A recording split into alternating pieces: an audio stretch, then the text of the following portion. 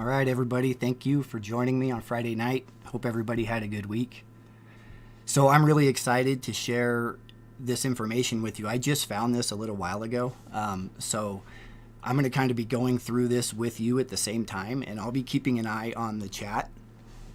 And if you guys have any feedback, I'll try to catch that and we can try to talk about that. But there's a lot of information to go through here. There's about 62 different documents that look to be pieces of the warrants that law enforcement has been using in order to investigate this case.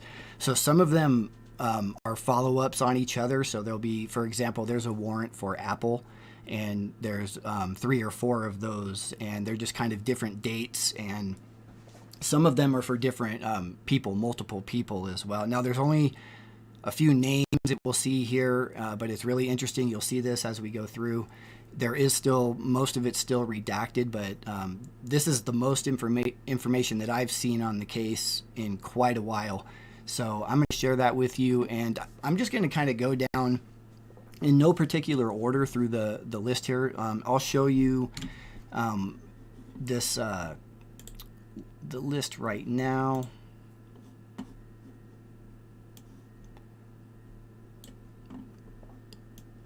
And let me just make sure you all can see that before I keep going.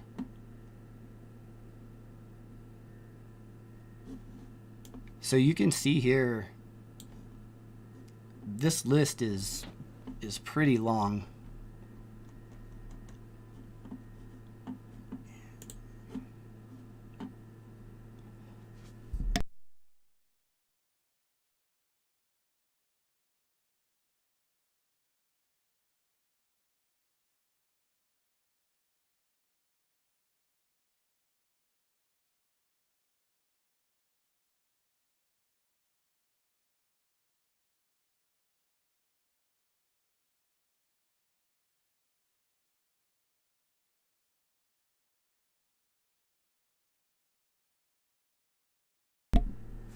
All right, everybody, so I'm going to start at the top of the list here and just work my way down. So you can see here at the top, this first one is order to seal. It's for AT&T. So some of these are just orders to seal, but you'll see as we go through, some of these have more information than others. So this is just essentially, AT&T, the phone provider, but this is the document that was sealing that, apparently. It's pretty much generic stuff here saying that we're sealing this because we don't want somebody's personal information to get out, a confidential source, investigative techniques and procedures. But you're going to see in these documents, it's pretty telling about what techniques they're using here. And I can't wait to show you a couple of these, because there's even some information about the knife in there, and there's actually a specific store listed on a warrant for a specific knife store. And interestingly enough, I made a video a long time ago, and there was a knife store in Virginia that I suspected Bryan may have been looking at, and this knife store that is released in this paperwork is actually in Virginia as well. So as soon as I saw Virginia, it caught my eye. So we'll get to that one here in just a bit. So this is just pretty generic stuff, sealing the information about AT&T here. This next one, I thought was interesting. So check this out. This is, so these are, just to clarify, these are essentially warrants that they're serving on various places. So that one was for AT&T, for, of course, the information for the phone or phones. But now here's one that's the Coeur d'Alene Police Department Forensic Lab. Now, I wasn't aware, I don't know if anybody else was, but I wasn't aware that Coeur d'Alene was involved in the I'd heard Idaho State Police was the forensic lab. They were the ones doing the forensic work, but maybe they just sent some of it here to be examined or tested, utilizing all of their resources nearby. But here was something where they were, for whatever reason, it's tied to the Police Department Forensic Lab in Coeur d'Alene.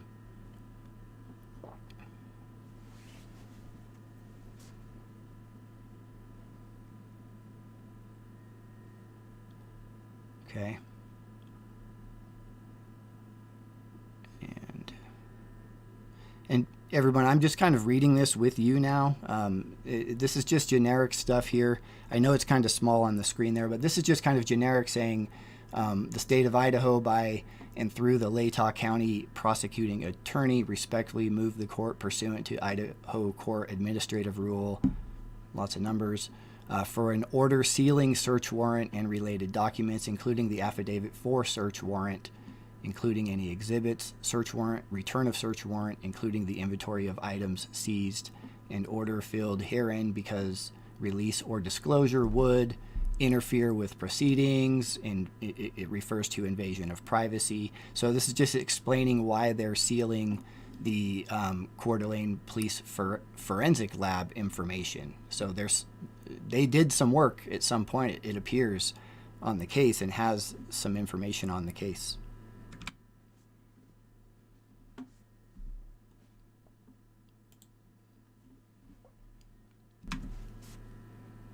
Okay, and here's one for Amazon.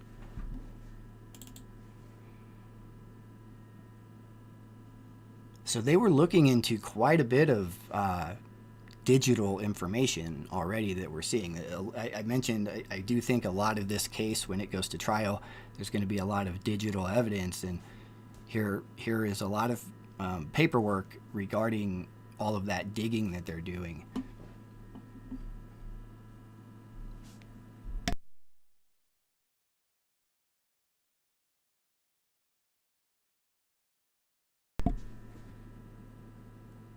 So this is sealing some information about Amazon.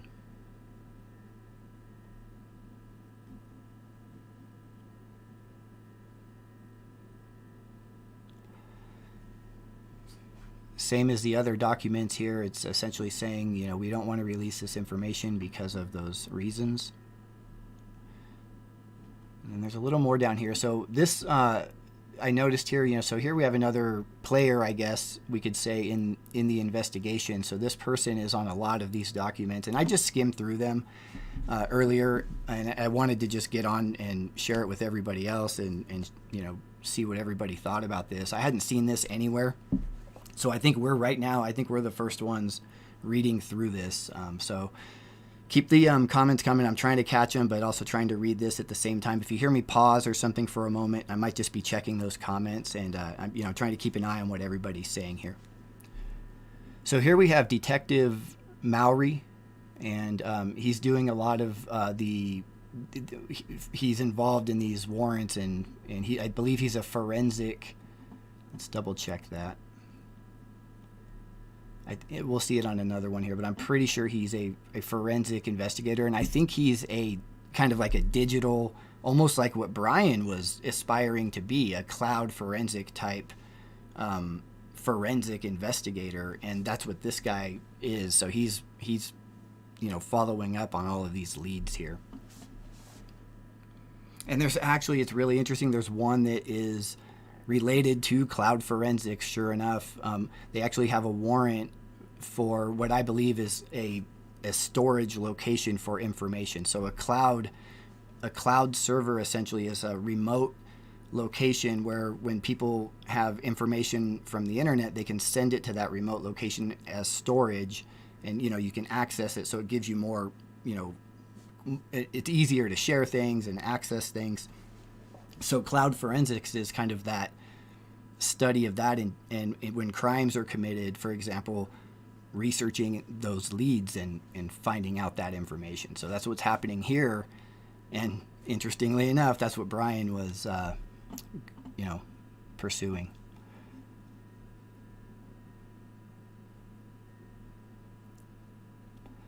So he's just here basically, the legal stuff, saying that he's authorized to do this. So check this out, everybody. Look at this.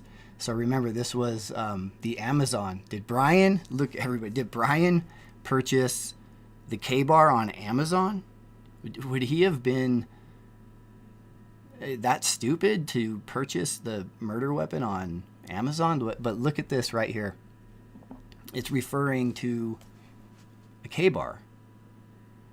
Now, there's more information about the K-bar in other documents that we'll get to. They also issued warrants against just K-bar, the company. And it appears that what they did is they wanted a record of where every K-bar had been shipped, retailers, all of that, and even every model of it. So the K-bar comes in different models. Some of them have a smooth, a regular blade. Some have a partially serrated blade. You have the Marine Corps version. I believe there's an Army version. So there's multiple versions of a K-bar, and so they could have been looking for a specific model. But check this out. Here's a warrant for Amazon, and this is from the 26th of November, so 2 weeks after the murder. It says the property found and taken and the location within or upon said place and or person are as follows. And so we have a number here.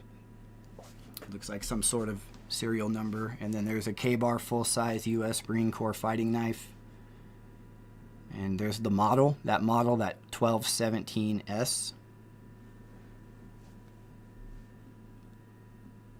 Man, I'll tell you, everybody, I was really, wanting to find something new, and when I came across this, I just couldn't believe how much information was sitting here. Let me know, everybody, if you're like me and you were kind of craving some new information. Put a 1 in the comments for me really quick. I want to see how many 1s pop up, because I know, all we've been hearing is basically we're not going to hear anything. And then we heard some kind of random things here and there, but nothing really, about the gloves and putting his trash in the baggies and things like that. But I had been really looking forward to some new information, and I think this is probably the best we've gotten in quite a while. But I don't know. Did Bryan, what do you all think, everyone? Did Bryan buy the knife at Amazon? Would he have done that? I mean, how easy would that be to trace? But look at this description of property, leather sheath, U.S. Marine Corps logo.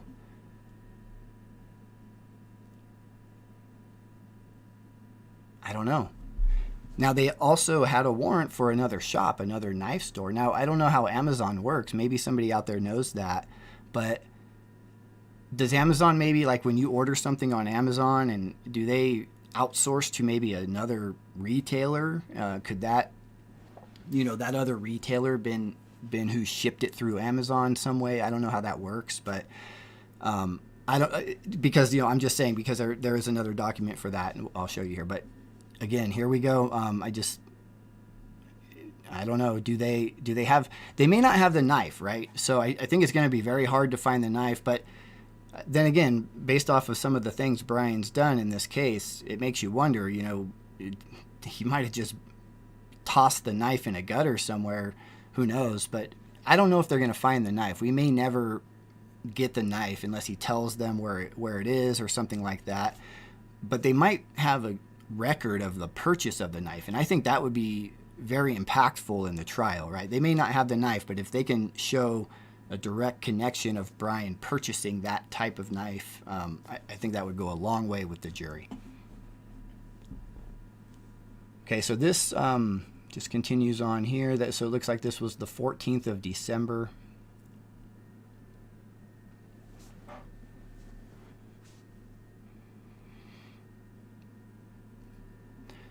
And the court having heretofore issued a search warrant, and the said search warrant having been served according to law, and the return of warrant having been duly made as directed in said search warrant to this court, and written inventory of the property found and seized having been duly made and taken before the undersigned magistrate or judge and filed herein. So I'll read through some of these blurbs as I go through. I don't want to bore you too much with that. As we go, there's a lot of documents. I don't even know if we're going to get through them all tonight. If we don't, I will do another follow-up video tomorrow night. So we'll see how far we get through these 62 documents. It'll get faster as I stop having to read through some of this piece of it. But if we don't get through them all, I will do a follow-up tomorrow on the rest of them. So again, this was just issued to Amazon, and they wanted, here it is, so Detective Mowry, having given me proof upon oath this day showing probable cause, establishing grounds for issuing a search warrant, and probable cause to believe that the property referred to and sought in or upon said premises consists of information for the crime of homicide in the possession or control of Amazon related to the sales of the following items for the period of January 1st to 2022 to present. So I think what they were doing here is they wanted every sale from Amazon from January 1st until present of a K-bar knife is what this looks like.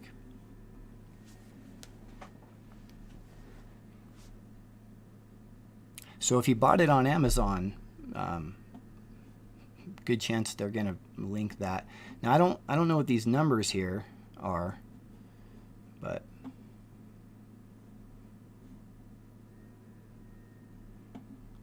it's very specific, right? These are almost kind of serial numbers. Are they looking for?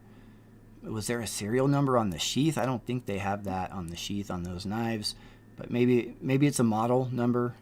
But they're wanting records of the K-bar here.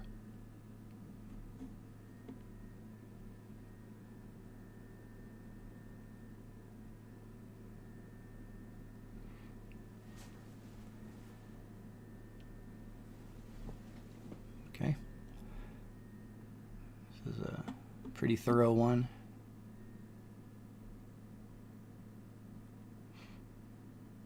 So they have to serve these warrants essentially because these are corporations, and in order to get that data, they have to kind of follow that legal process there.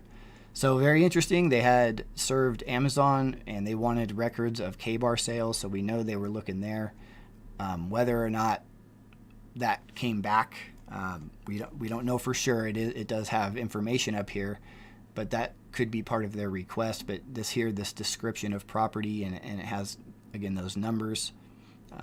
They're looking for that knife there. All right, so here's one. Now some of these are probably a little quicker hits for us, that we don't have to dig in as much. But some of these are banks and credit card companies and things. So of course they're going to be looking at all of those records of the victims and I'm sure of Bryan, and so they have to use these warrants for that information. So here's one for American Express.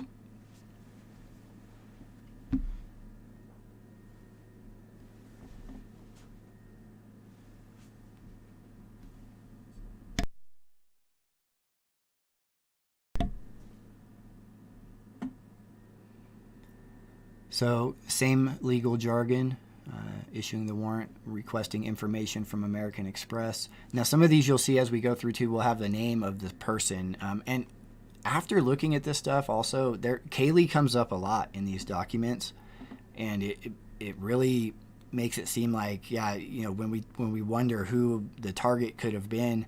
I mean, Maddie is kind of what I'm leaning right now, but it could be Kaylee. We don't know.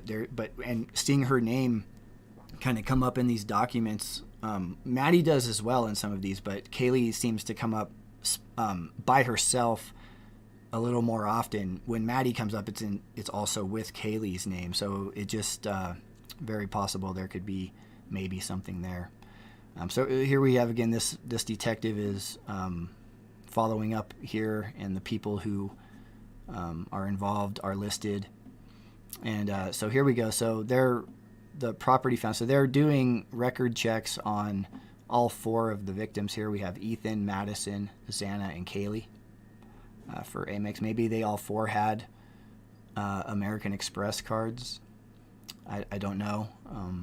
Maybe they're just covering all bases and checking with any institution. I don't know if they would do that, but makes me wonder if maybe they all just had some sort of American Express account, right? So they were checking all of them.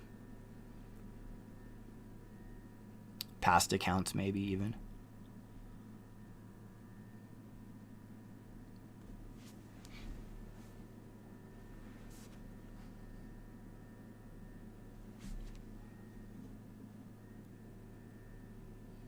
Here we have them named again. So yep, all open and closed accounts. So looking for any past accounts as well. So basically just saying, American Express is required to give them this information. This was December 9th. So here's Apple. You can see there's quite a few Apple ones here. So I'm going to start with, we'll just go down the list. Hey, Sherry, because you'll see as we get into these documents, her name shows up more in these documents here that I'm going to go over. So here's Apple. They're looking into, of course, I'm assuming they're any Apple accounts they have.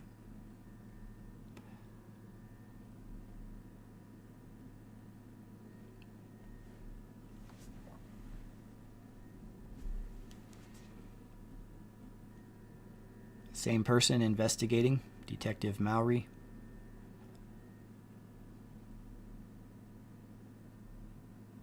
So here we go. So here's one. So this is Kaylee's. This is an Apple for Kaylee. This looks like her phone. You see that 4818. That's probably the last 4 digits of her phone number. So we'll wonder if the others are related to the other victims. Maybe they had to serve an individual warrant for each person. Check that here in a minute.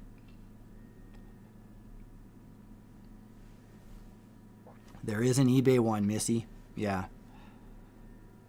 So they were checking eBay as well, probably like Amazon, right? Probably checking for any sales records of a K-bar. So let's check Apple II. Let's see if Apple II is one of the other victims here. And then just really quick, so these are, you know, some notes here where, so it sounds like there's some sort of quick hearing here via the internet, like Zoom.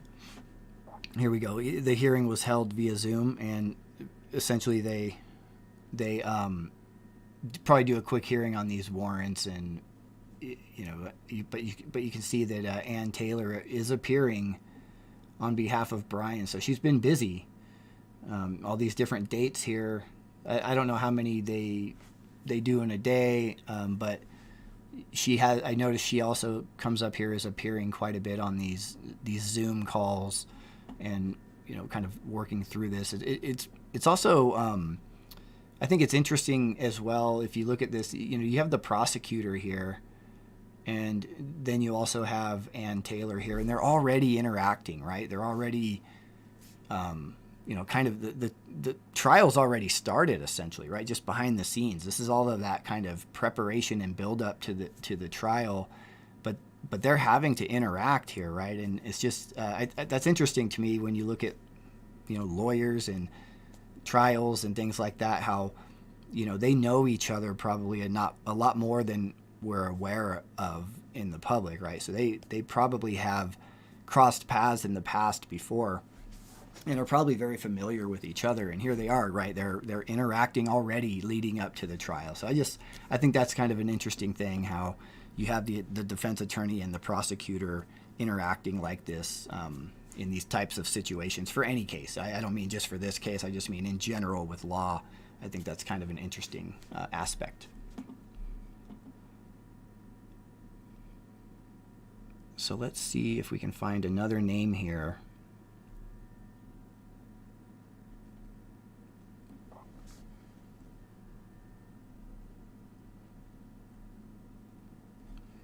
So look at that. So that's interesting.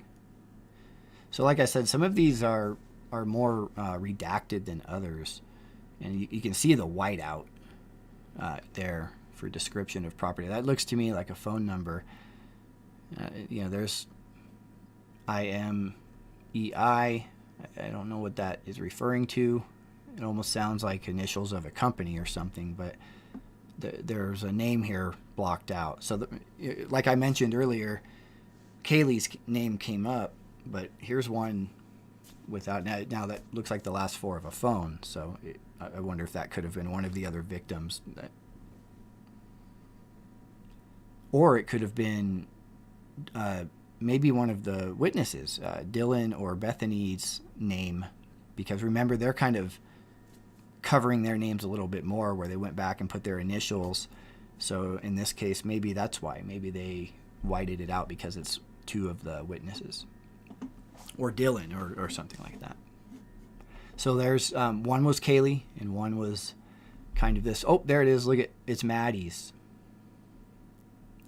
See, you know, they'll white it out. I in my last my last live, I was talking about how it's sloppy. You know, they'll write down two different serial numbers when they're recording the firearm, and then here they'll white out the name up on top, but then they'll have the name right here, and it's obviously Maddie's phone account. So why even bother whiting out the name up on top? This case is just very strange with the way information is out there on it.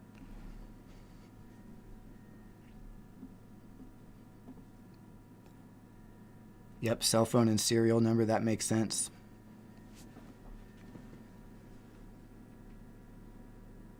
Oh, interesting. I didn't know the IMEI. So LH, it says, you said it's a phone serial number. Interesting. Oh, okay. Here it is, yeah.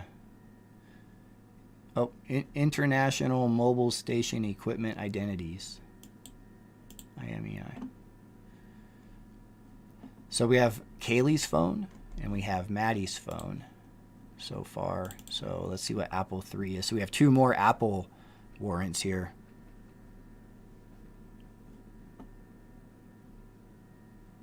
Eddie, we're going over some new warrants that we found and kind of just reviewing them together right now.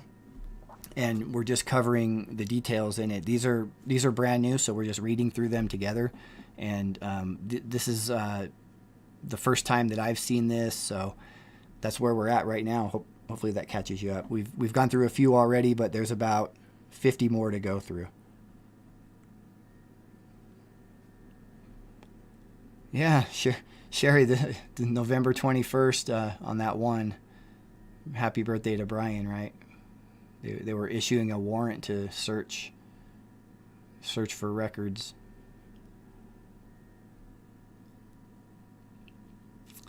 All right, so here's another Apple, and let's see if we can find the name on this one. This one's November 29th. The judge signed it. And it looks like November 28th. So here, yep, kind of like you mentioned, Sherry, November 21st, obtained the search warrant for Apple.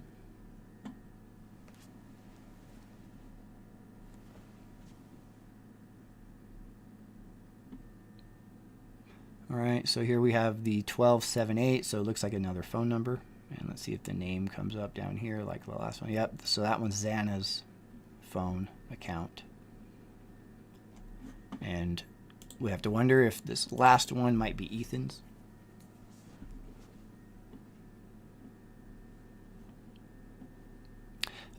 Yeah, Sherry, I think they probably started looking into the victim's account right away before they knew Bryan was a suspect. So these would have been looking into the victim's account already, right? Before and then they can always look at Bryan's and connect things from there. But they were probably looking for clues within the victim's account as they were looking into those Apple phones.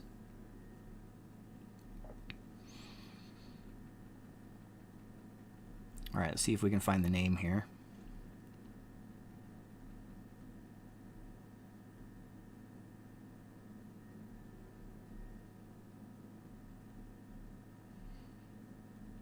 There's the 1841 number.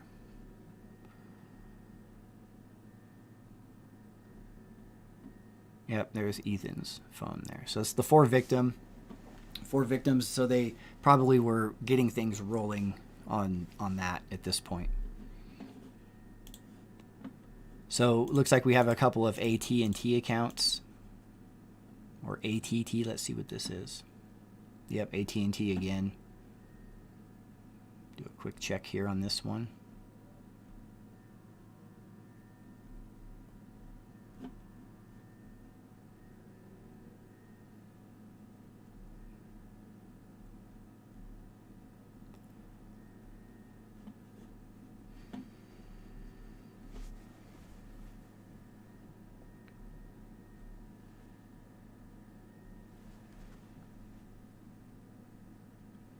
Not seeing a name here. They blocked out the phone number right here.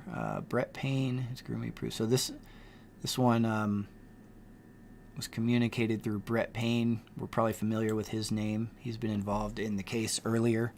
He, I think he might have been the one who found the knife sheath. Is that right, everybody? Let me know, please, in the chat there.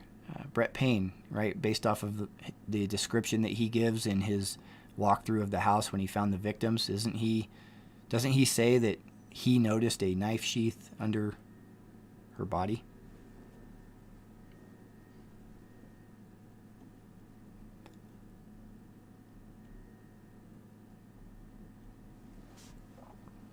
So here, kind of like I mentioned earlier, look at that. They're looking for that cloud data that's out there. This is a little bit of a newer, I mean, it's not super new technology, but it's somewhat new in the crime world, and it's still evolving. One thing about cloud storage, I mentioned again the other video I just did, but you can have a server in a different jurisdiction, for example, of the law enforcement agency that's investigating the case. You can even have a storage server in another country somewhere. And so it makes it very challenging when you talk about the jurisdiction type stuff and how to navigate all of that legally. It's not just the investigating side of getting the data. There's the legal side of doing it in a way, the proper way, so that it's admissible in court, right? So they have to follow all these protocols. And again, that's what Bryan was actually going to school for, and I'm pretty sure that's what he had applied for, was to be some sort of kind of a cloud forensic expert. And it's just, again, ironic, I guess, that that's probably going to be a big part of what nails him in this case. Or maybe he's a savant, you know, and he's got this master plan, right? And he's going to outsmart us all, and everything's gone. And this trial is going to be very interesting. Everybody too, just to clarify, this trial coming up in June is in advance of the full trial. So they're going to be presenting evidence to the judge. There's not going to be a jury there. The judge is going to be reviewing that evidence and determining if there's enough for it to go to the actual trial. So we're going to have to wait a little bit longer after June for the full trial. But the thing about the trial in June is, from what I understand, is they're actually able to present evidence that they may not be able to present in court to the judge. So they can tell the judge pretty much everything they have, and then the judge can determine if it can go to trial. But then some of that evidence that the judge sees may not necessarily be admissible in court. So from what I understand, that's kind of an interesting angle. So I don't know how much of that evidence we're going to get to see in that trial, how much they're going to release. I hope they don't just lock it down and not tell us anything. Hopefully we'll be able to hear some of what they release during that trial. But again, we're going to have to wait even longer after June for the full-on trial. So it's going to be quite a while. So here we go with the AT&T just serving the warrant here. Looks like probably similar to this one. Let's see if there's any names that pop up here.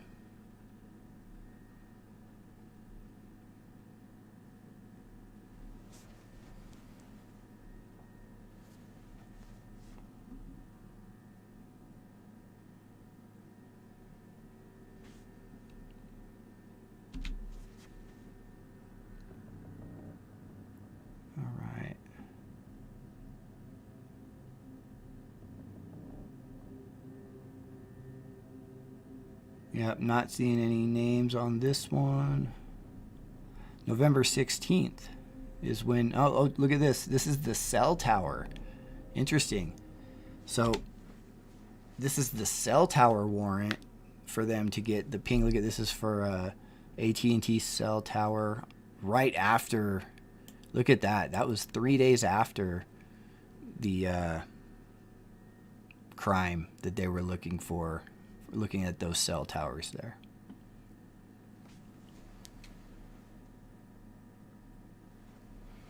AT&T day later followed up. GPS coordinates. Look at that. Man, that was pretty quick, right? Pretty early they were looking at that.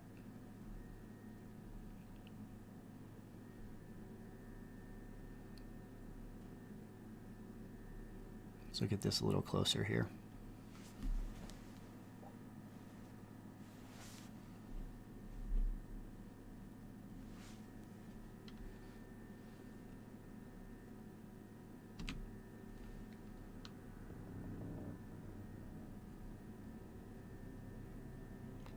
Basically just saying they have to disclose everything.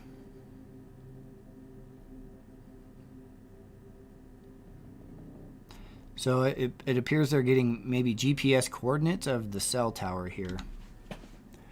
So interesting. So here we have, now there's quite a few banks. Of course, they're bank records for probably the victims, I would think, unless they're dated after the arrest. So this one's after the arrest. So again, another meeting held via Zoom.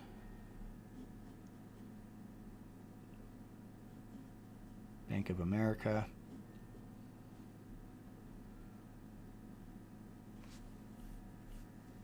This is the order to seal up at the top there that we just read.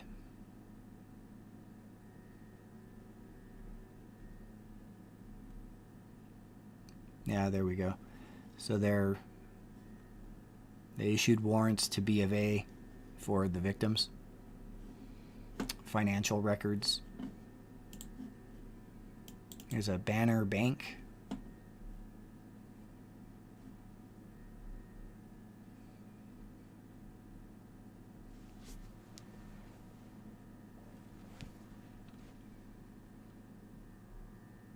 Looking for the names. Probably going to be multiple names. Yep, they're doing it for all of the victims. They're checking. You know, I'll bet you. Yeah, see that? Spokane, Washington. So I wonder if that's a local bank, and they might just be kind of checking all of the bank accounts around. I'm not sure. Would all four of the victims maybe had an account at that bank? I could see maybe Bank of America. I don't know if they would all have one at Banner Bank, so maybe they're just kind of checking any accounts, but for whatever reason, Banner Bank they were checking. Let's see what this block one is. What's going on with my computer? Froze up here on me. There it goes. Block Inc., formerly known as Square Inc. Anybody familiar with what that is? Drop that in the comments if you know what Block Inc. is. Maybe somebody could do a quick search of that.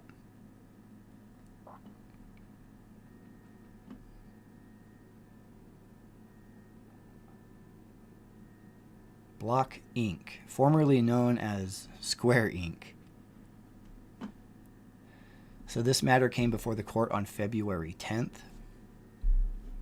Another meeting held via Zoom. Prosecutor, defense attorney.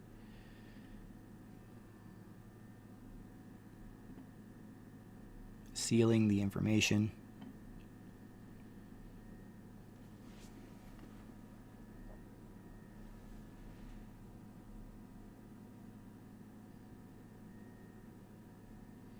Typical kind of legal stuff here again. So it's saying, I, Lawrence Mowry, being duly sworn, hereby state the following. Information is true and correct to the best of my knowledge and belief. So it's just kind of covering his credentials here. He's trained and qualified peace officer for 12 years. He obtained a search warrant for Block. Oh, there it is. It's a Cash App. Anybody catch? Oh, there it is. Yep, I see that. Yep, thanks. Jamie, yep, Cash App, you caught it. Kelly. So, block for all of the victims. So look, here's another one where we had 3 more people listed. So, what does everybody think about this? So this is kind of bugging me as I kind of scanned through these. We know about the 4 victims and we know about the 2 roommates. What's this third one here? I'm assuming that these whited out. So you see records for the name there. Ethan, Maddie, Xana, Kaylee. And then you have 3 records for, and you would assume there's the name, but the name's whited out. I would think that the people closest to this crime would be Dylan and Bethany, but who's this third one on here? What does everybody think on that? Remember, there was that other roommate that they said wasn't there when the crime occurred. Were they looking at that roommate maybe? Is there more to that roommate? Does anybody know who that other roommate was?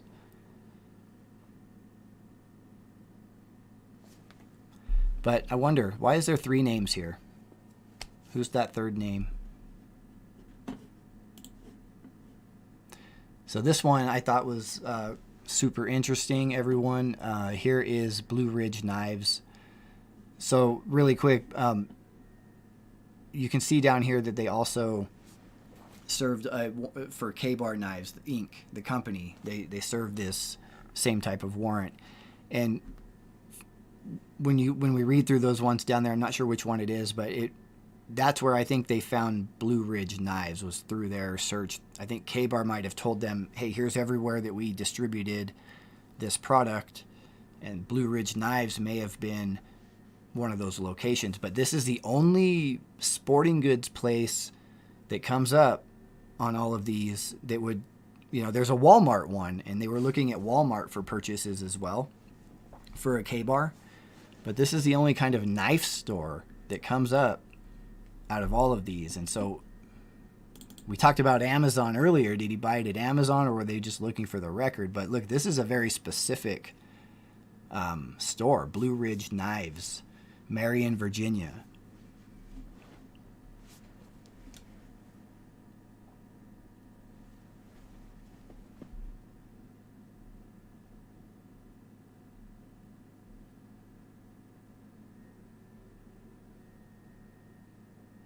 Sarah.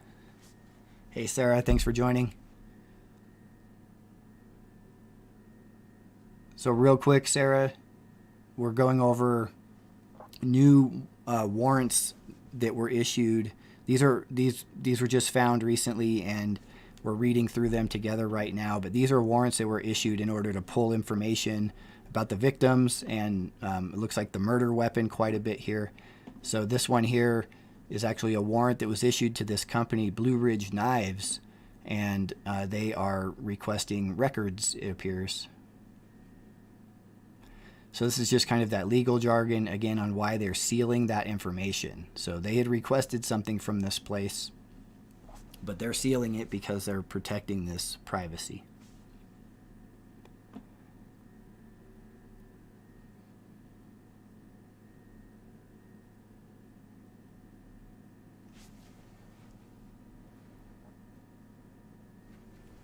The 22nd day of December. So this was a little bit later in the case, right? So they probably, sorry about that, they probably served that K-Bar warrant, and that led them to this Blue Ridge Knives. That's why the date maybe is a little bit later into December. They were kind of trying to track down that K-Bar. Did a quick check of that. You guys can check it as well. It's Blue Ridge Knives, and it looks like they sell knives, obviously. So here we go. They're looking. They want to know if any K-Bars were sold. Known purchases and quantities of Blue Ridge Knives from K-Bar.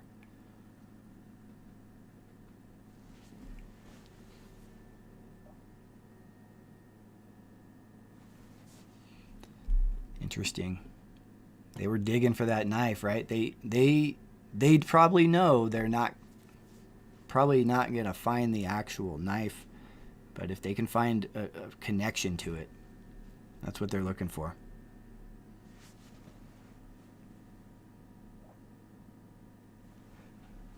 So if he bought it online or if he bought it with a card, if he bought it even with cash inside a retail location, they could have video footage maybe of him being in there buying the knife. That would be a tough one to find, I think. I think, a digital record or something maybe, but I don't know. Would he have just used his card? You would almost think somebody who's planning to use that weapon for that type of thing would maybe pay cash or something. I don't know. I know I would. If I was looking to buy a weapon for something like that, I'd want to try to cover my tracks, and I'd probably find something at a garage sale or something. Who knows? But I don't know if he would be dumb enough, to use a card and buy it online from Blue Ridge Knives, but who knows? He was dumb enough to go and commit the crime with cameras all over the place, right? Turned his phone back on, 20 minutes after his escape. I do have a theory, though, on why I think he did some of those things.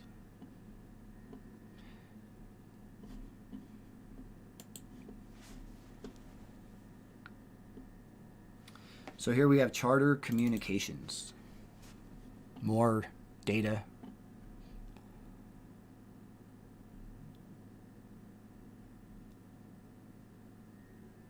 Let's see what we have in here real quick. State of Idaho, by and through the Latah County Prosecuting Attorney. Same kind of stuff as these other ones. Just sealing everything, protecting everybody's information to some extent.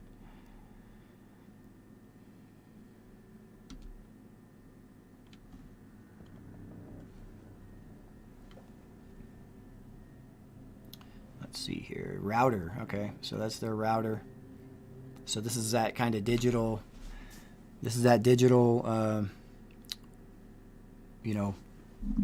investigation. So they're getting that router, and they're gonna pull what they can from that. That'll be a good source of information and data for them.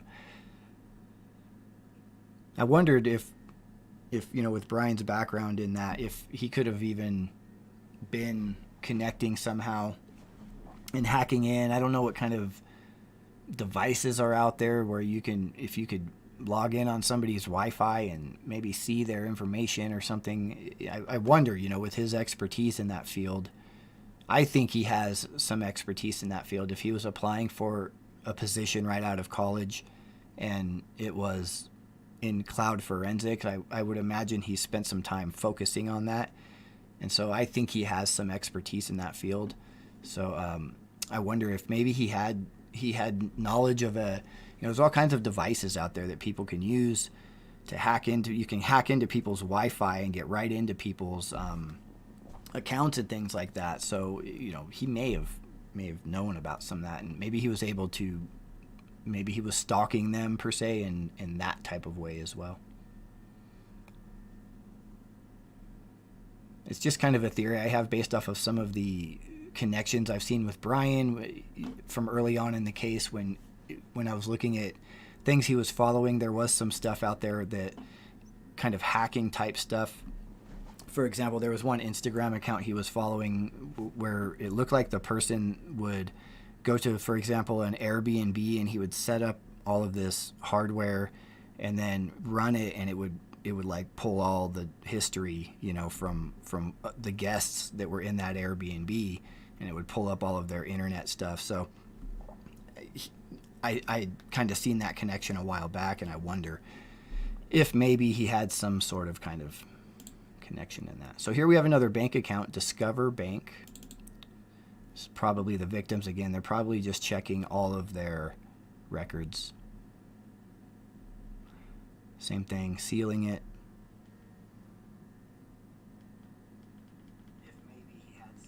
So, yep, just there they are. But look, there's 3 more people again.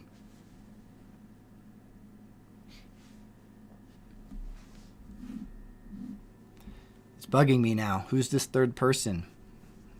I'm pretty sure it's Dylan and Bethany or the other 2. That would be logical. Is that the other roommate?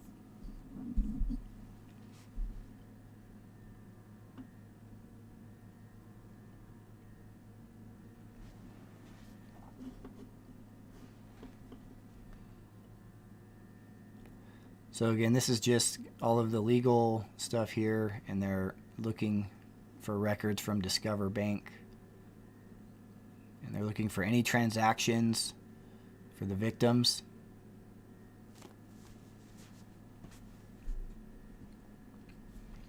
Any video surveillance images pertaining to account transactions. So, if, for example, if they were at maybe an ATM machine or something, or in a business potentially, and they were caught on video.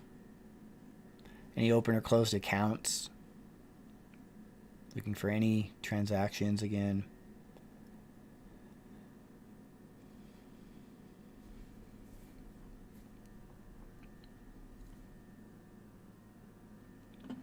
Okay, and let's see here. Dropbox. This is more of that data storage here. Yep, again, looking for the accounts.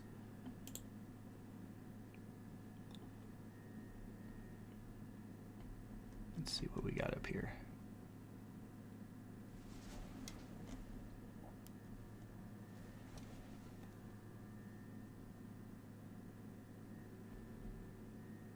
All right, just the search warrant here being discussed. So Dropbox, they're just saying we need the information from you, is what they're telling them. They're going to seal the information that's in here as well. Here he is again, the officer citing his credentials. Name's blocked out. So this was on January 30th. It's looks like, okay, they're probably looking for some device record there. No name for whose. See if it's down here. Oh, looks like all of them. Again, Maddie, Kaylee, Xana, and Ethan.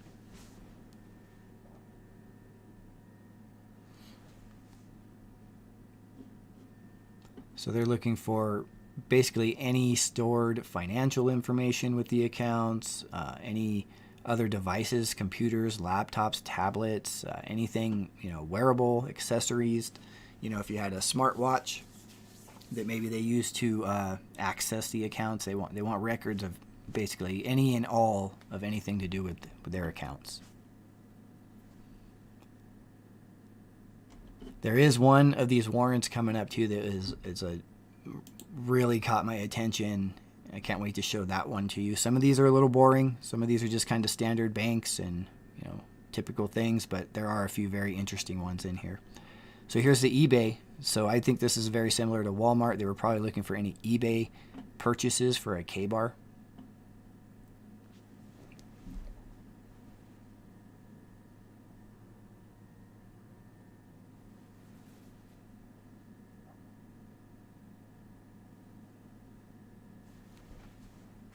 Let's see here.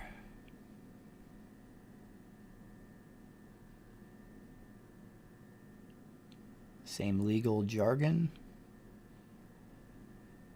So description of property isn't listed here. Looks like there is stuff written. A lot of stuff there. Could it be maybe all the different models of K-bar? But why would it be blocked out on this one and not on the other ones? But you can see how it's kind of, you see how that whiteout is, you can almost, right here, let me see if I can get closer on that for you. Yeah, there we go, everyone. I'll give you a much better view. But you can see there's writing in here, it appears, on these lines. You can kind of see, especially right here. So I think there's a list of items here that they're asking for records on from eBay.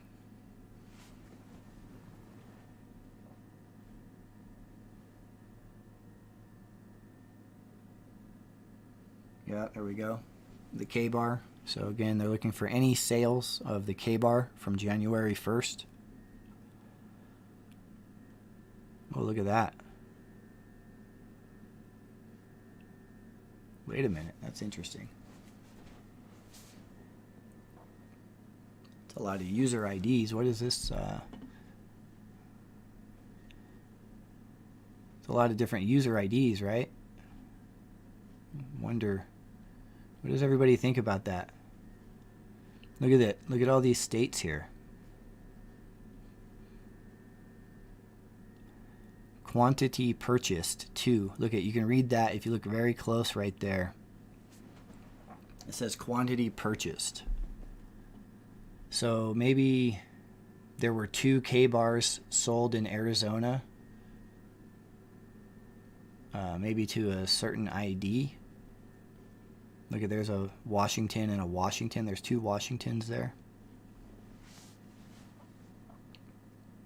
I think that might be it. I think maybe they told eBay, hey, we want to know all the K-bars that you sold, or the, you know, listed the K-bars up here, and then they basically said okay, and they gave them a list of the K-bars that were sold, and those are all the different places that they were sold, and then how many were purchased by that ID that's blocked out here, right? Pretty sure. But look, there's 2 of them purchased in Washington. That looks like Japan. Somebody bought one. And that would make sense because, yep, that's got to be, these have to be K-bars. Japan would make sense that it would be a military person maybe purchasing a K-bar, if I had to bet.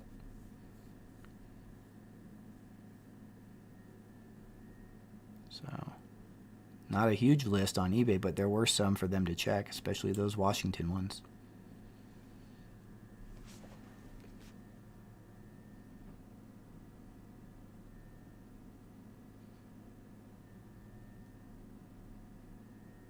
Yep, so let's check the other eBay.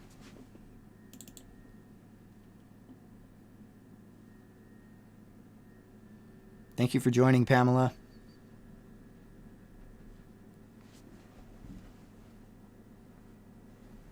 Okay, so here we have another eBay request.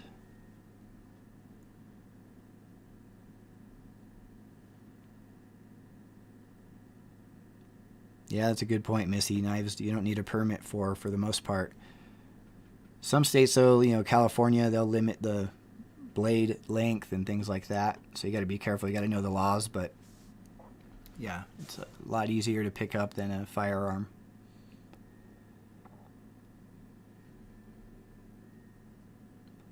Okay, so this is similar to the other one, and here we have, look at that. So it's a serial number. It says data. I wonder what they're, maybe is that, what would that be? Gmail? Let's look at this again here.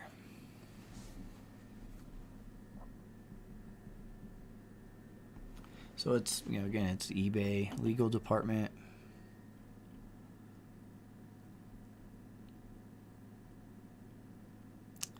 It says the property found and taken and the location within or upon said in place and or persons are as follows, and then it's ASIN. So does anybody, it sounds to me like it could be a computer or a laptop. I don't know. What does everybody think about that? Does anyone recognize that ASIN data? Could it be like a external drive or something maybe? Oh, identifies to Amazon. Okay. Interesting. So they're looking for those sales records then again.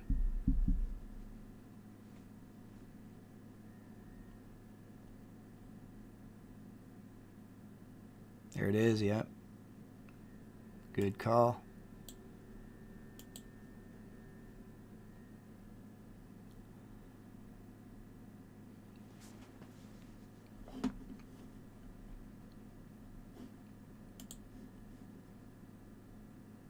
So here's another bank.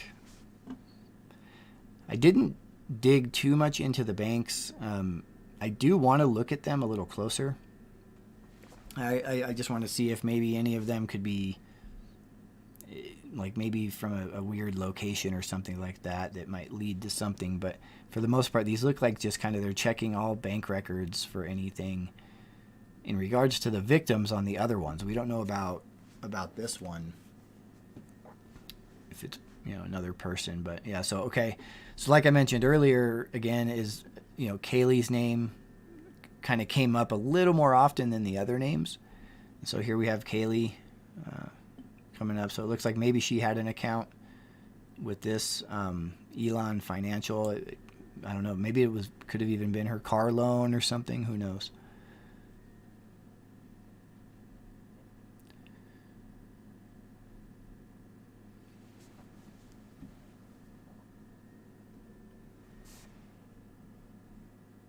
Yeah, so just requesting any records from that account. Here's another credit union. The next one after here is interesting. It says the Idaho Labor Department, I believe is what it was. I was curious about that one.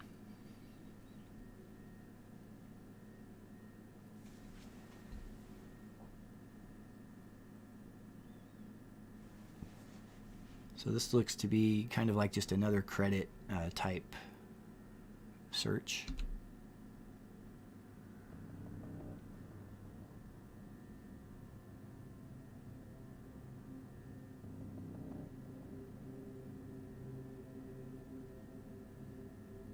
Yep. And for all four.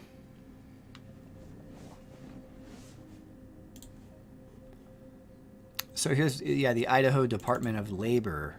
I wanted to hear thoughts on this as well, because, you know, there's that kind of thought out there that maybe Bryan could have encountered Maddie and Xana at the restaurant. And could there have been like a labor complaint? Maybe. I don't know. That's what made me think of this. That's what this made me think of, was maybe there was some sort of complaint filed or something. But I don't know. Idaho Labor Department.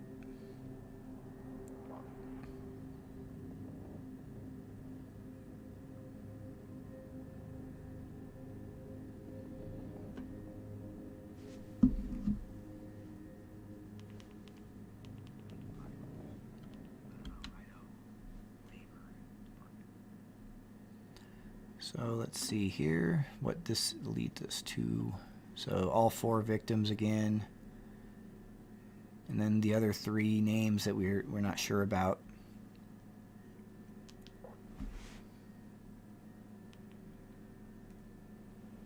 All right, so let's another credit union here.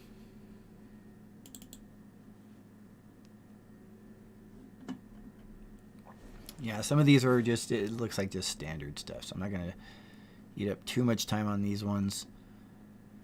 Numerica Credit Union, but they're most likely looking at everybody, and then those mysterious three. So let's see, another financial credit union. Let my computer catch up here just real quick. Spinning there. There it goes. Potlatch number 1, Financial Credit Union.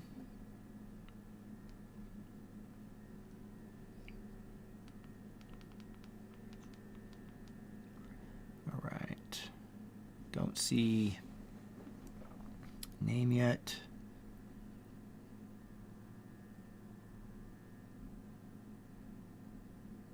Yeah, there they go. Same ones. So all the financial records. There's another bank. There's a Wells Fargo. Order to redact and unseal. Let's see what this is.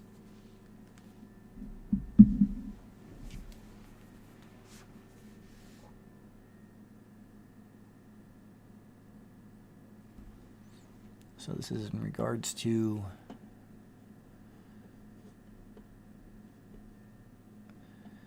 so let's see here.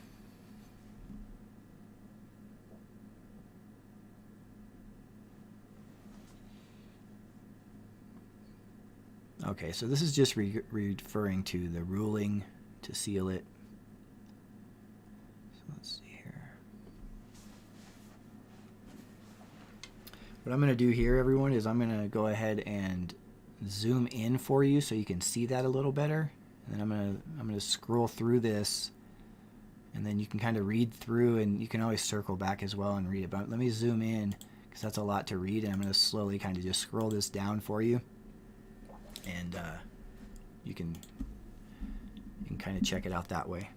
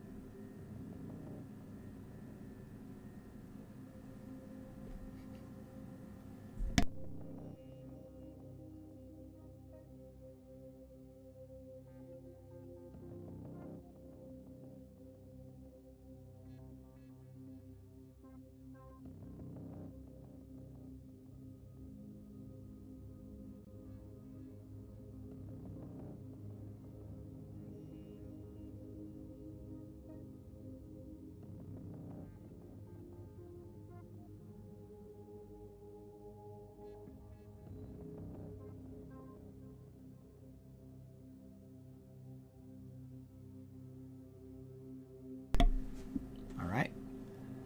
So I'm going to leave that blown up for you.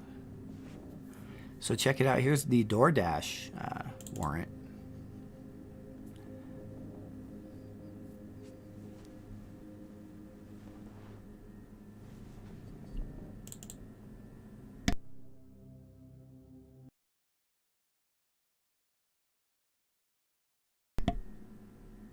Okay.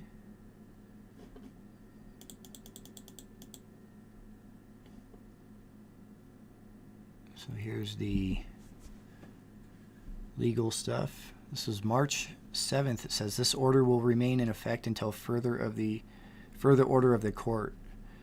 Dated March 7th. DoorDash info.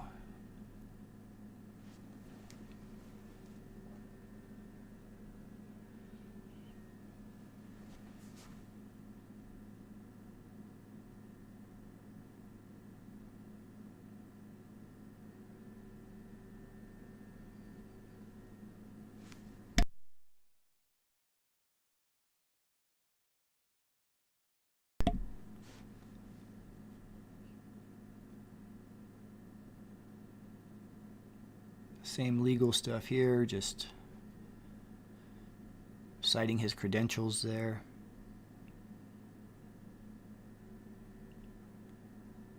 Description of property, 1122 King Road. Okay, so it sounds like they're looking for any record from DoorDash.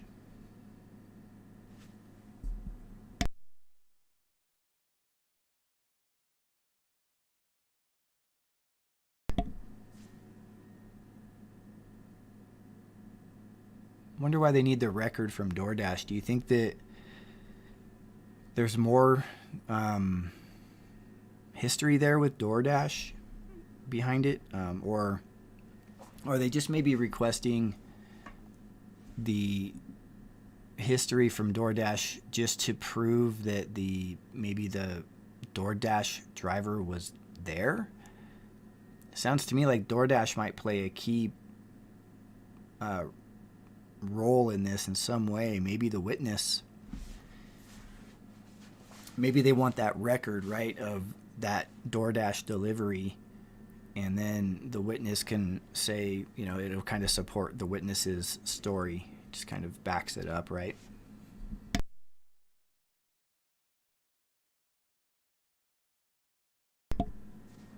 Yeah, exactly. It would fill in that timeline, and they can connect everything together there.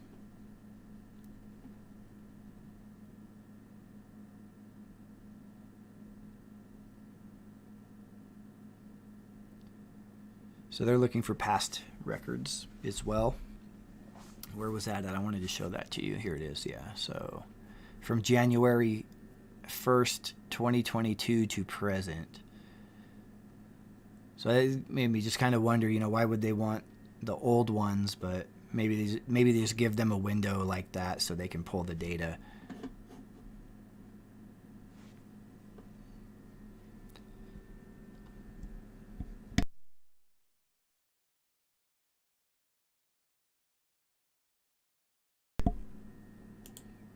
All right, let's take a look here. So Extreme Networks, this was one I mentioned earlier that I believe it has to do with this cloud storage.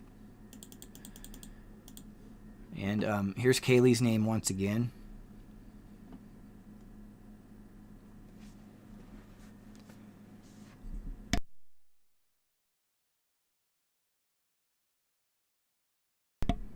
I think this one's worth a read through, so I'm going to go ahead and scroll through this one slowly as well for you.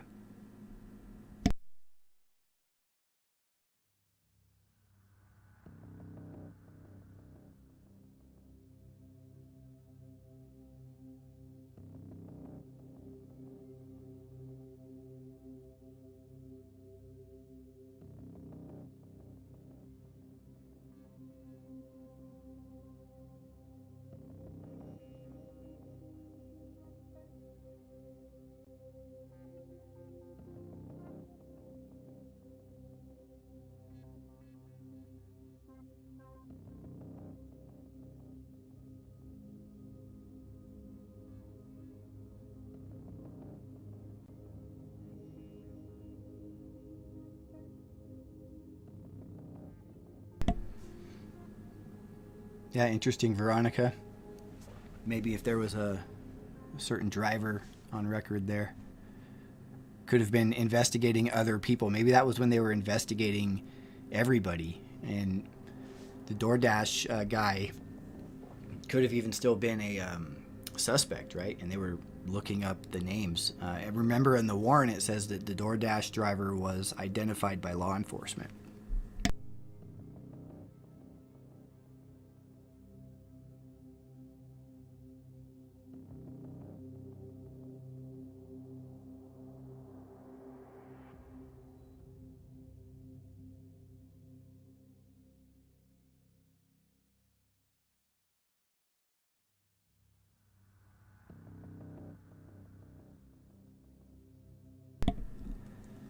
No, Nail. It appears it's a cloud storage. I'm pretty sure it's a cloud storage type company. Let me show you that here really quick.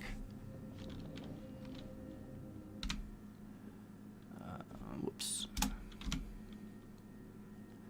Maybe not. Thought I had it. So, but it's a company. If you do a quick search of it, it's a company that I'm pretty sure they store digital information.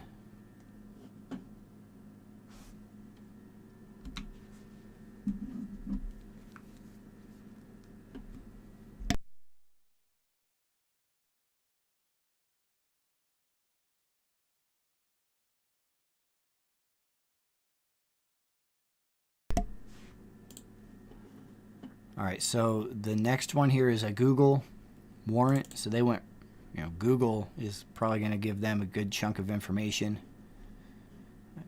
I'll bet you they have access to quite a bit of data on things overall. So they serve this warrant to Google.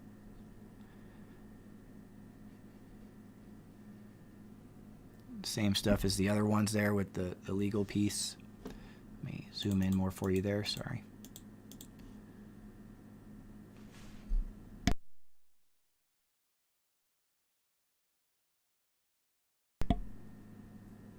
Yep, so he obtained the search warrant for Google on December 4th.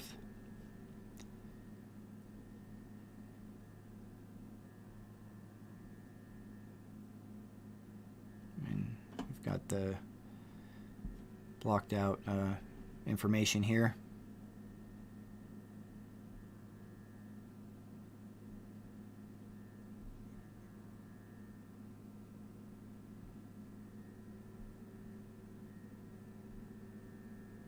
Did you check that, Paul? Did you check the serial number on that?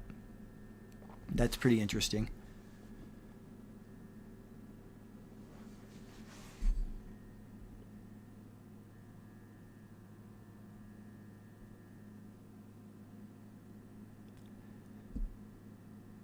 We talk about, makes you think. We talk about the mistakes Bryan made, and if you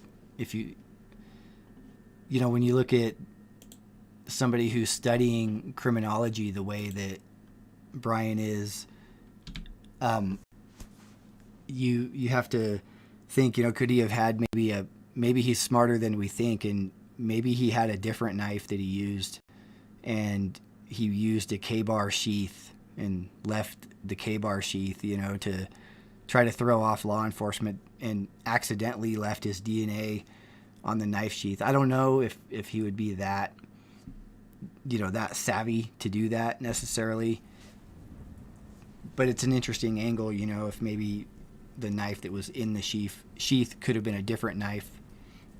Maybe that's why he dropped it, because it didn't fit quite right. When he pulled it out of his pocket, it kind of fell out. It stuck a little bit or something and fell out. But I just maybe kind of think of an interesting angle there on that.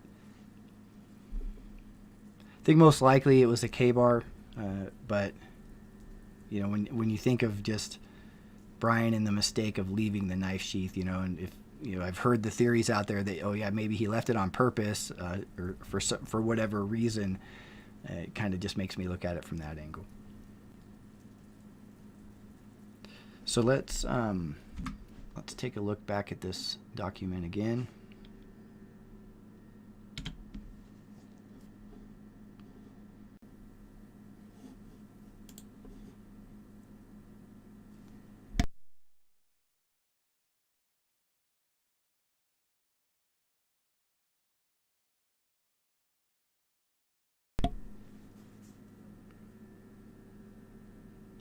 Yeah,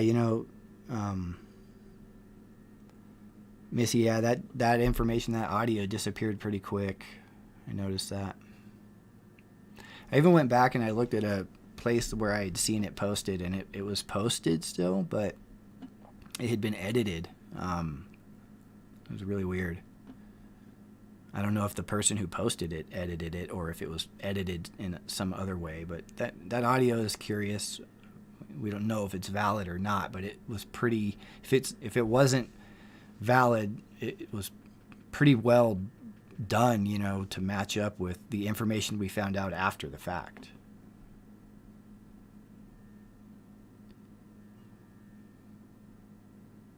So this is the other warrant here. This one again was for Google, and this is just about the end of it here. Doesn't appear to have a name yet. I'm assuming they're probably going to be looking at Google for all of the people involved here.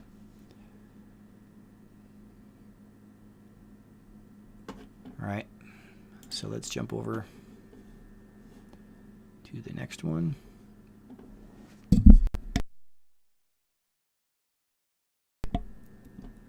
So here's another Google. Let's just do a quick scan of this one and see if there's a name or anything that comes up on it.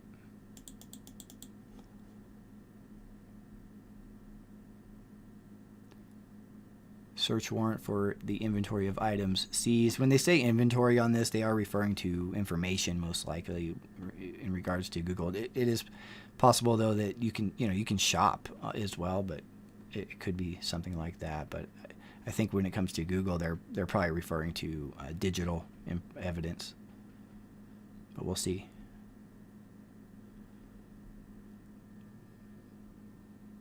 Yeah. So data related to the Google account, and then there's whoever's account that they're asking for is blocked out here.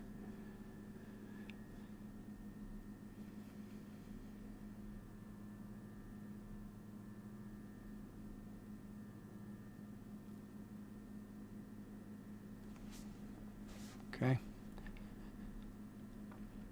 Oh, look, there was a name up here.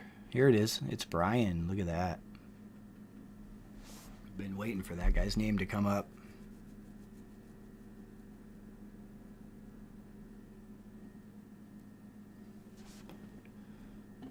All right, so yeah, they wanted what date? Let's check the date on this. Let's see if we can double check the date here. What? Okay, that's okay. January 4th. That's after the arrest. For a second there, I thought that said November. Yeah, so January 4th, they were getting warrants for Bryan's Google. And they've got his email address blocked out here, and any other account associated with the following telephone numbers: 1, 2, 3, 4, 5, 6, 7, and or. Wonder what this is. Does he have a another phone number? Or so it says his Google account of Bryan Kohberger with any of the following identifiers: email address of bryankohberger.com and or any Google account associated with the following telephone numbers: 8458 and or. It looks like there's 2 phone numbers maybe listed here. It's interesting.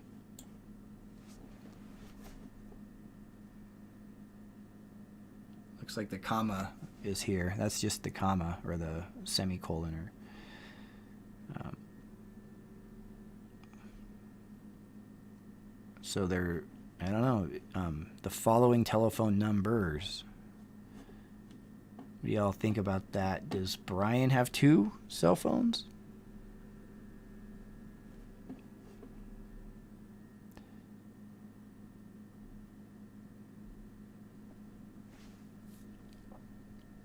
So they're looking for everything in there. Look at that. They're looking for his subscriber information, activity logs, of course, email, Pay, Google Pay, calendar, contacts, photos, of course, any documents in the drive, everything, Hangout and chat messages.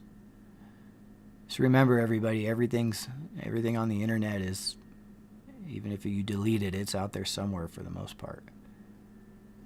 Location history, my activity, search and browsing history, of course. Look at YouTube.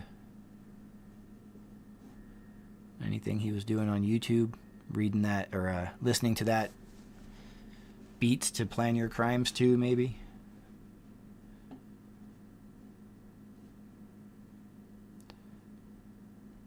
So yeah, they're pretty much just trying to grab everything from Google. Inland Cellular. Let's see who this one is.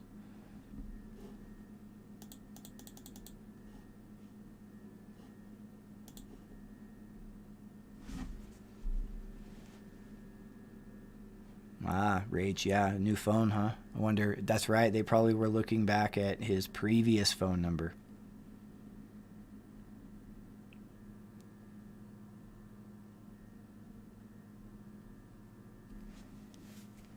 Yep, that makes sense.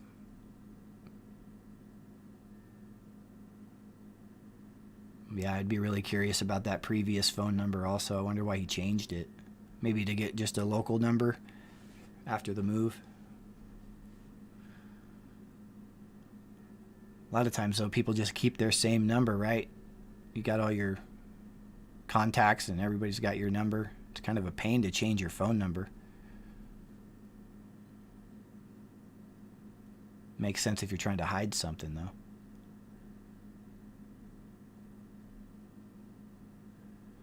So this is Inland Cellular.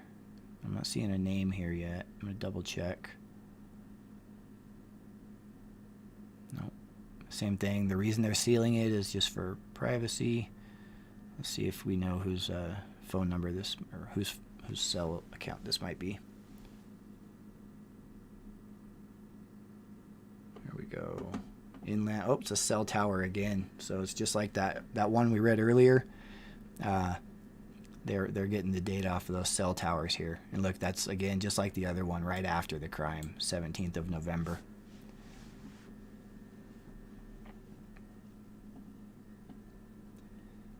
A lot of digital evidence out there for sure in this case. I really am curious about the video footage they have.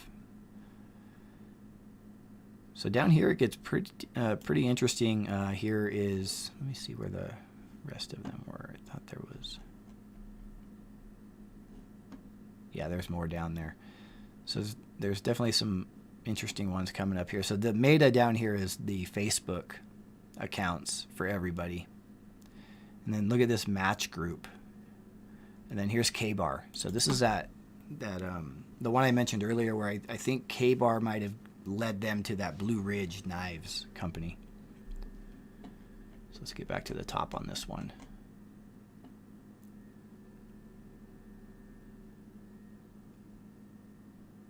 So again, warrant issued for K-Bar saying, hey, we want to know, we want a record of any K-Bar knives that you've sold. And I'm thinking, I guess Bryan could have bought it direct from K-Bar, but I think more likely he would have gotten it from like a retailer or something like that. Yep, I'll blow that up for you. There we go. Every page I kind of forget there, so sorry about that. All right, and again, they're issuing it to K-Bar. They want to know records. So this was on the 7th of December.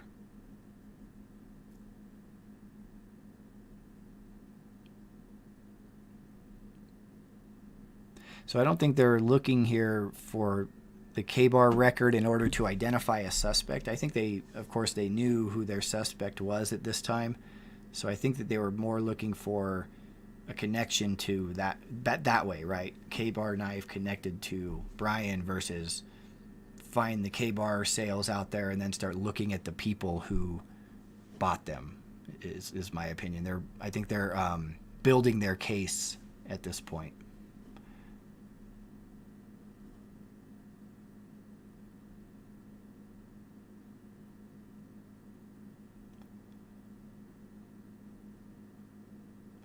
So they're, again, just obtained an amended search warrant for K-Bar.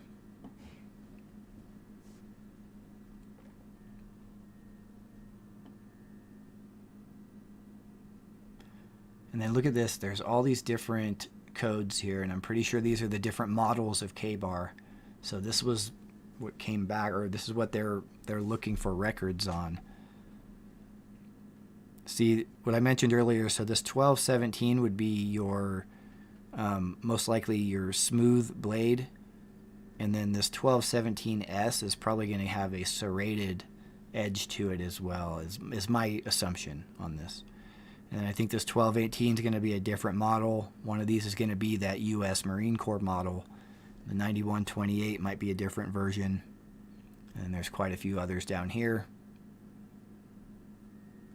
And then look, here's where they found Blue Ridge Knives. So they found out from K-Bar that they had distributed K-Bars to that place. But why that place? Is that the only place? I'm sure K-Bar sent knives to multiple places. So what's key about Blue Ridge Knives? It's the only retailer listed of these 60 documents. And then look at, there's additional places here blacked out. But why not this one? Why would you block those out and not that one?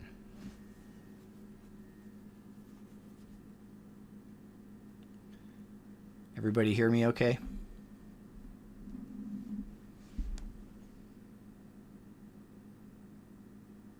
Oh, the audio, Vanessa, it was online at one point. A couple of channels had posted it, but it had come out that it was not valid, and so it just kind of disappeared. And so you might be able to search, if you do a search for the audio, you might be able to find something out there. But I agree, Rach. I think the police have a lot of audio and video, and they say they have the audio. They hear the dog barking, they hear the loud thud, who knows what else to hear. I really wonder if what was said. I don't think necessarily that it was just, think about that. Like, I don't necessarily think that it would just be,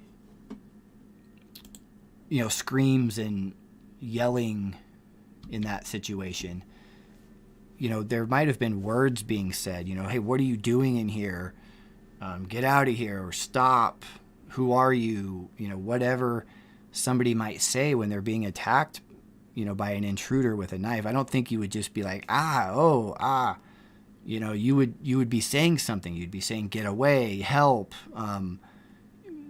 different things like that. So if there is audio, I'm really curious what it picked up. If a name could have been said, there's that question of when Bryan came down the stairs and he went to turn and go left to get out or go right, to attack Ethan and Xana. Did maybe she recognize him? Remember, she worked at the Mad Greek. Had she seen him, and maybe she recognized him, and then he went after her, said his name. Who knows? But it just makes you wonder, when you think about it from that perspective, what is on that audio, and what do they know that we don't know?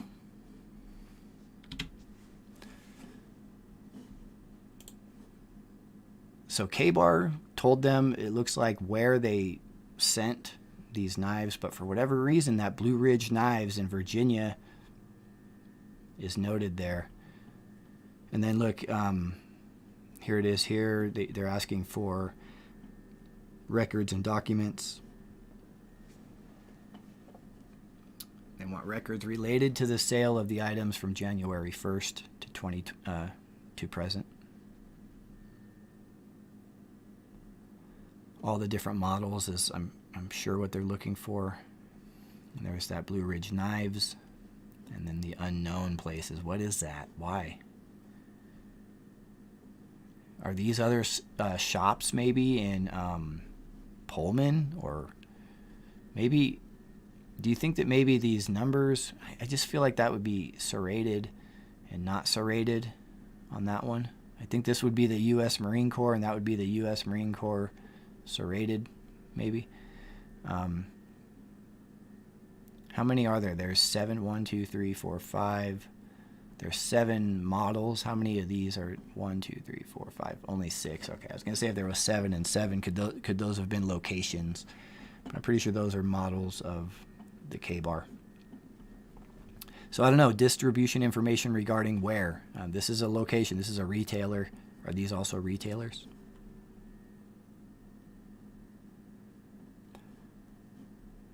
And they're just looking for anything connected to those sales.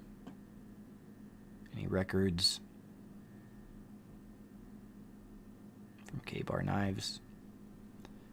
Electronic records. Text data relating to any transactions. They just want everything, any image data. Yeah, I wonder, Mary, if he could have ordered it from Blue Ridge.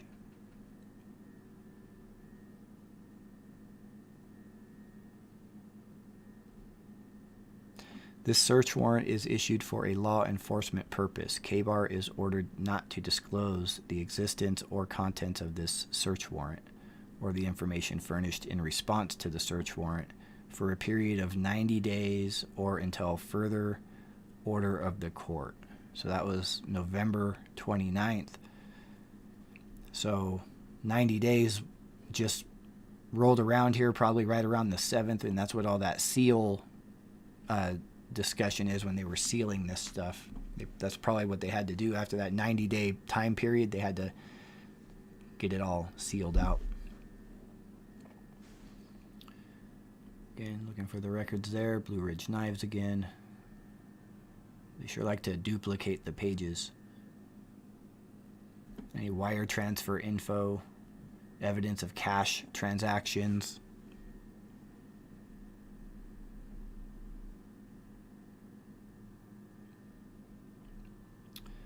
All right. And encryption authentication. All right, so sounds like K-Bar cooperated. So Match Group LLC, and there's a bunch of those there. Let's start with the first one.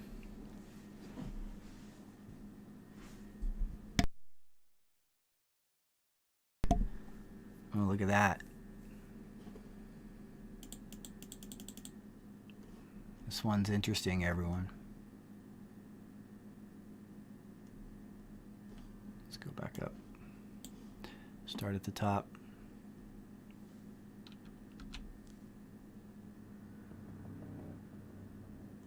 It's Tinder. Assuming that's the dating app.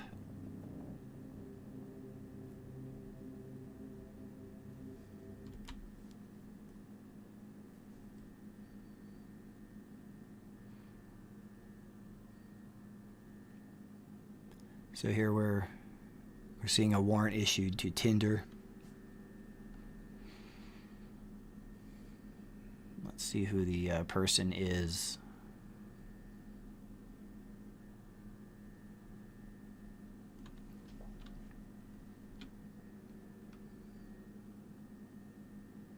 Yep. This is an interesting one.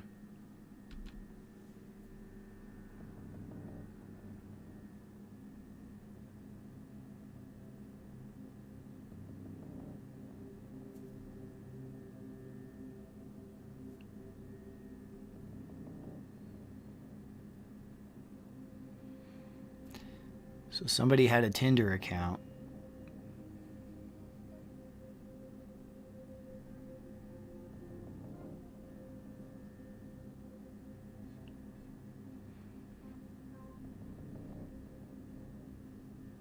I'll look at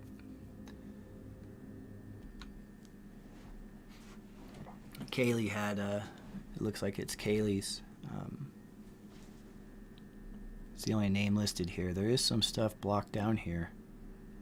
These look like maybe account IDs or numbers or names. Maybe but that's her phone number. But it looks like they are looking into Kaylee's Tinder account.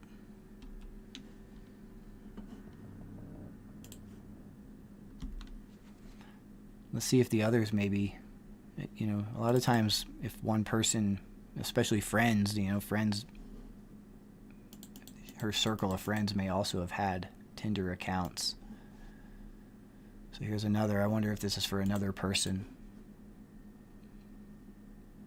If only Kaylee comes up with a Tinder account, that's interesting. Not that it would necessarily be connected, but it does make you wonder. Let's see if a name comes up on this one.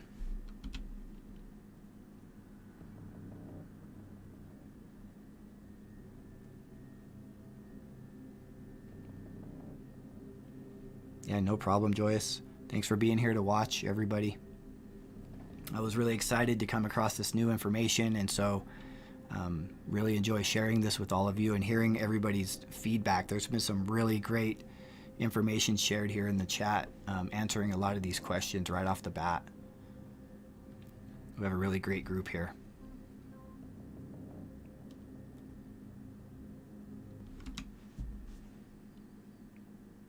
So let's see. Warrant for Tinder again. Where's that name? Oh, look at it. So this one's blocked out. Look at that.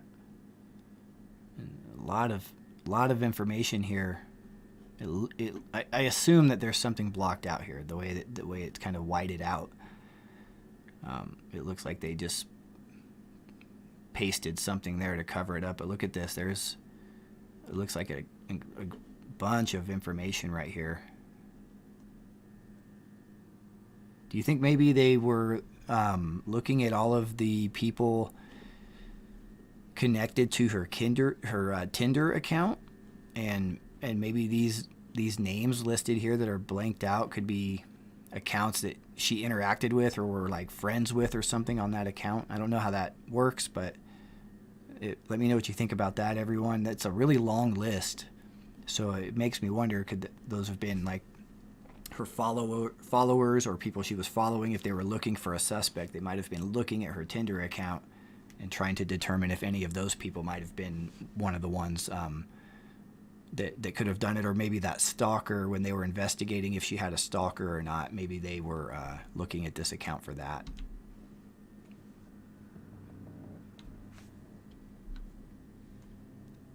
Definitely a lot of stuff covered up there, though.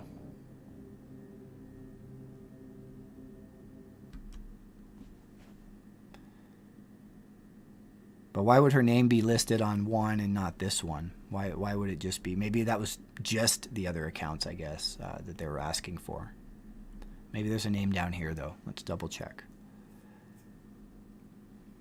Got about another page or two.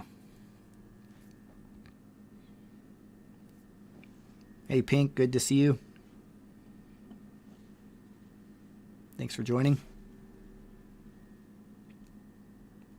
Yeah, look at that. Look at all this information here. It's just, it's a lot. Yeah, that there. Here it is. It's accounts. It's got to be like all subscriber information between November 3rd to present, including but not limited to biographical data, geographical location, username, phone number, email, any profile info, any primary picture, any private messages, pictures, videos, credit card information, and billing and information for the following. I'm going to say user ID accounts. Look at that. They were looking at all those Tinder accounts, I'll bet, trying to figure it out. Wonder if there was a Bryan Kohberger at Tinder. All right, let's check out the other one here. Match Group LLC 3.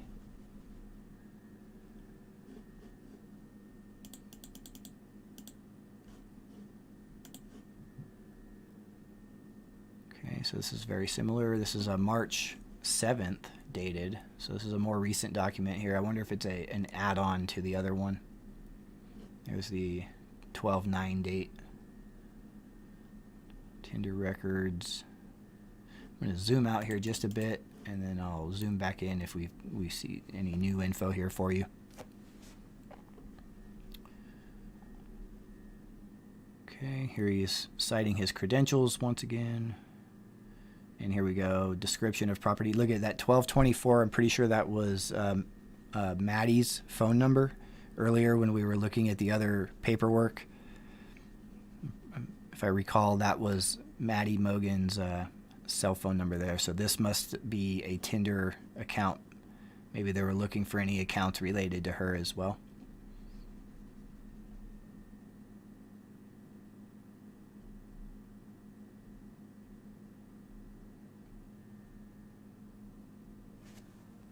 Yep, there it is. There's her name.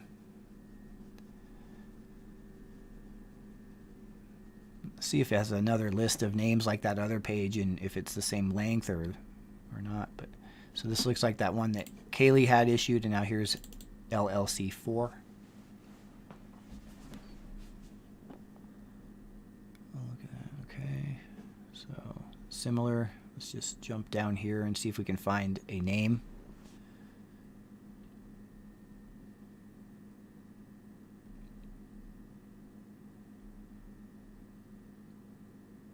Okay, so this one is blocked out. Matchgroup.com. Okay, so again, we have it kind of a list of names blocked out. So this looks kind of like that one. You look at, and there's the long list of account IDs that they were looking at, probably in connection with Maddie's account. And then I'll bet you that next one is going to have those bullets. Let's see. So here it is. Yep. All subscriber information between March 1st, 2021. That's going back quite a ways. Through March 31st, 2021. Just a 30-day view there. Wonder what's the significance there. Did maybe Maddie only have a Tinder account for a month? I don't know. That's interesting. That's a very small window.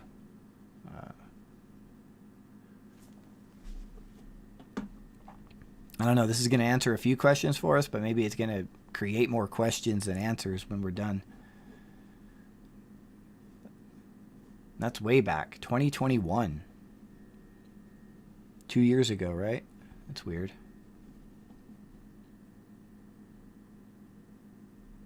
Wonder if maybe she only had it back then. But look at, there's that bullet list of names again.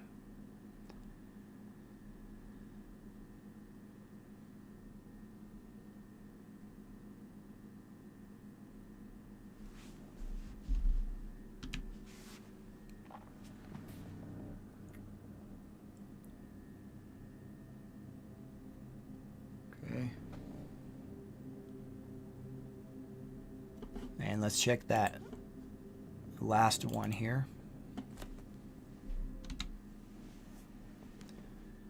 see if we can find a name on this one.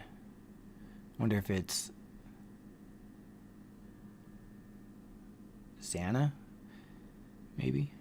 That would be interesting though, because she was dating Ethan. Let's see who this one belongs to. Blocked out again. Description has that kind of serial number there, IMEI. But again, no name here. Let's jump further down.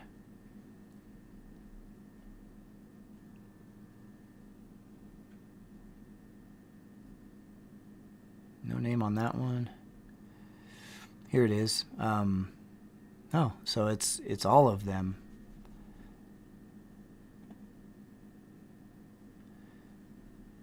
Look at Bryan Kohberger. Oh, look at they've got Brian's name here too that they're looking at. See? I was wondering. Imagine his profile pic. What do you think his profile pic would have looked like, everyone? In his Tinder pic.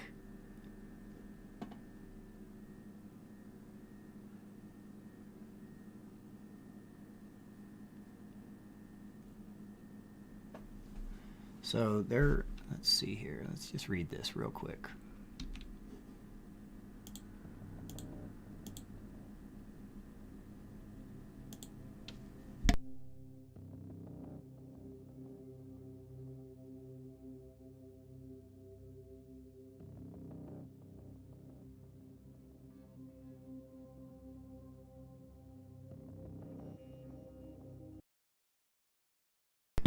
Tinder account of Bryan Kohberger with any of the following identifiers: email address, and/or phone number or device.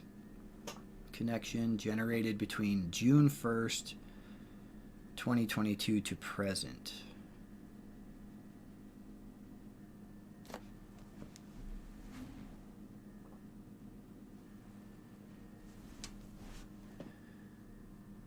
Why Tinder, right? There's a lot of dating apps out there.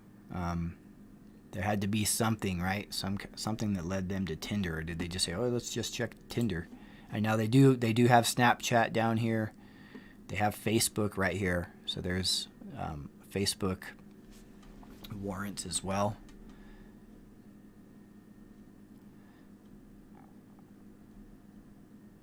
There's the Moscow Police Department Forensic Lab.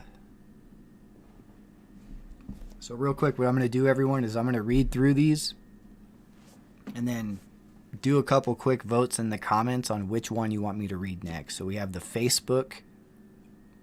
There's about 6 of them. Police Department Forensic Lab. There's a PayPal account, a Reddit. There's the Snapchat. Looks like another T-Mobile.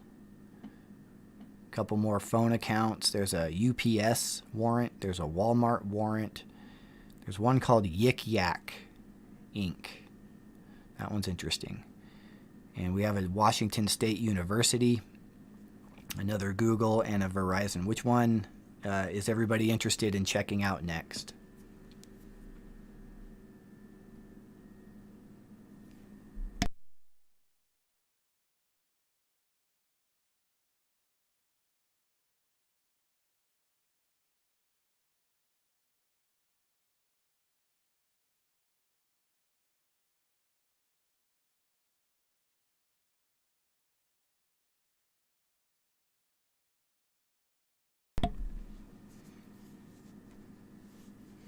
All right. Oh, look at, we got HK says read them all. We got Snapchat, Moscow Police, WSU. Oh, 2 votes for WSU. All right, we're going to do WSU, Snapchat, Moscow Police. All right, let's go WSU next. All right, let's see. This matter. So, wonder what they were looking for. Oh, it's probably his office, I'll bet.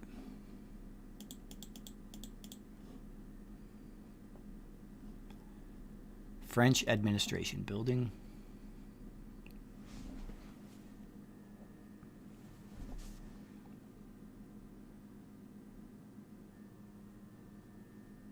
Okay, that's the motion to seal up on top.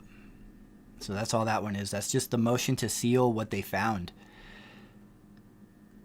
That's what it looks like to me here. So Washington State, in the matter of the application for a search warrant, basically saying motion to seal search warrant and related documents. Didn't they say they didn't find anything in his office? Maybe they're referring to the records of what happened with the incident with the other students. Potentially, this was the 24th of January. So that would be, after he was fired. And so maybe they're sealing what happened with that. That's what I would think on that one. All right, let's jump up. We'll do the Snapchat next. Oh, wait, yeah. We'll do Snapchat. We'll do the police forensic lab, and then we'll go to the 3 Snapchat. So Moscow Police Department forensic lab. Interesting, they have a forensic lab.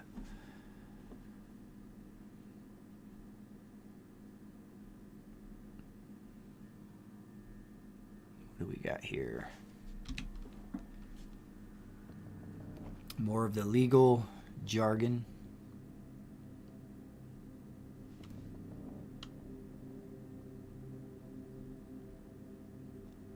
Okay, so this was the 10th of January. Citing his credentials once again. And here we go. Look at that. Oh, look at external hard drive. I had a feeling they had an external hard drive from this guy. All they said that they took out of his house was the computer tower. And then they had the Amazon or the Fire Stick, that they took. And I'm like, there's no way Bryan just has a computer and a Fire Stick. He had to have had more than that. That would make sense, an external drive. And his phone data. So that's where they were processing that. Did they list, everybody remind me in the comments there, in the past warrant on what they took from Bryan's apartment, did they list an external hard drive anywhere? I don't recall that. I wonder if that was something that might have been edited out of what we were released when they just said they took the computer tower and they didn't list an USB external hard drive.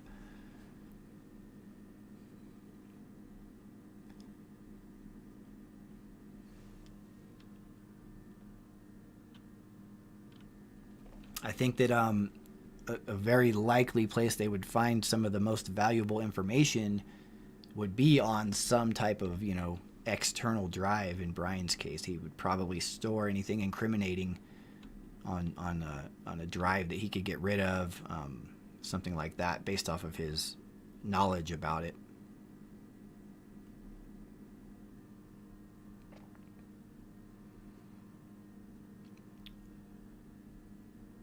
So it sounds like they processed that at the Moscow forensic lab. I wonder what they... Look at, here's some more info. It's a Seagate.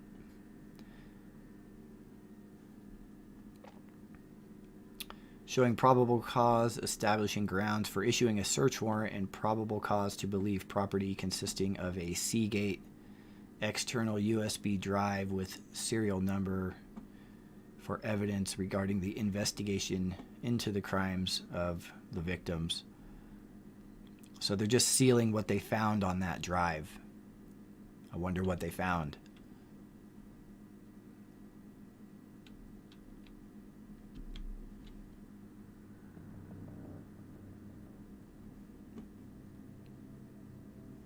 Looking for any third-party apps such as Kik, WhatsApp, Facebook, or Instagram.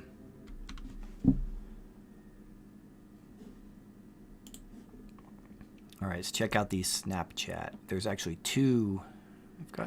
I've got two Snapchats. That's a copy there of that one. So this is the order to seal redact. Order to seal redact. We'll just start with this first one.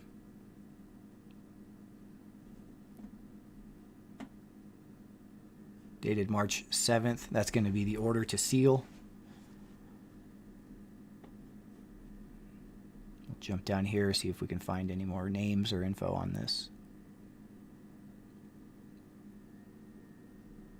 December 5th is when the warrant, what is this, was sent in or something. What is it? The detective.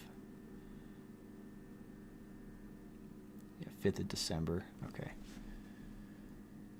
Return. That's when it was returned. It says search warrant for Snapchat on 11/21. Pretty early on, they were looking at Snapchat, and then they received an email back from Snapchat on 11/29. So it took them about a week to respond. Looks like. No description here. No name. Maybe some stuff blocked out right here. So that it looks to me like, yeah, you can see it there if you look close. Let me zoom in for you there. You can see how they've blocked out something. So I'm betting I'm betting these might be user ID names. Maybe. You can see, look at it, might be that 3. Remember we were seeing the 4 earlier on. We were seeing the 4 victims' names quite a bit, and then we were seeing the 3 other names popping up down here. It's a possibility. This one looks pretty clean. So, maybe that's what it is. They're looking at everybody. Let's jump over to this other Snapchat one.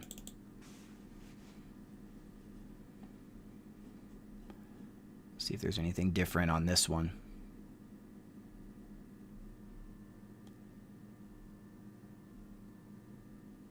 Everything's the same so far. Same dates. Same thing blocked out there. No names here. Maybe something here. Let's check.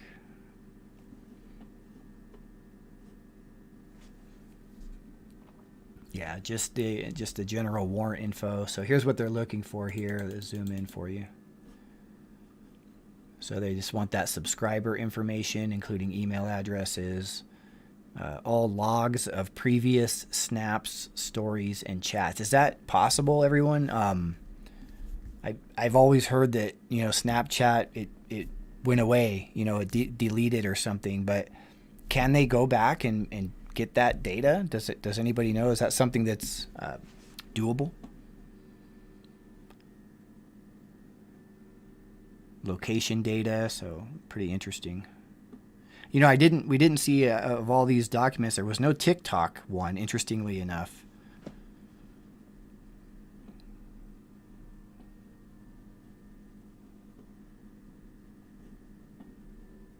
I wonder if they could even get information from TikTok.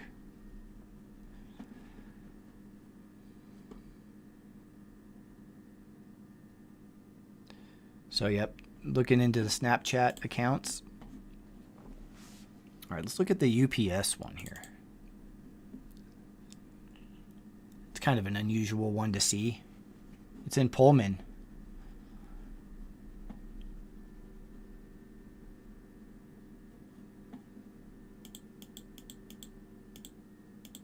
So there's a lot of text here. I'm going to do a quick scroll through for you again, and then I'll pause when I get down to the bottom or if anything jumps out here.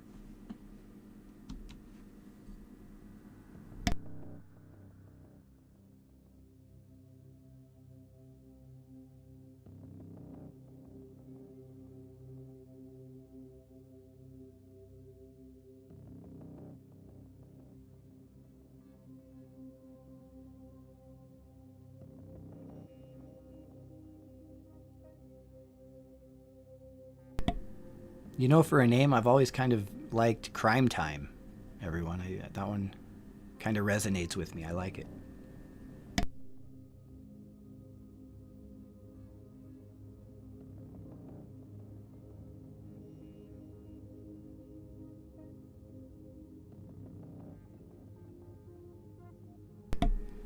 Oh, I see, Missy. So as far as the app goes, you can't re-access it, but law enforcement probably could pull that data. That would make sense to me.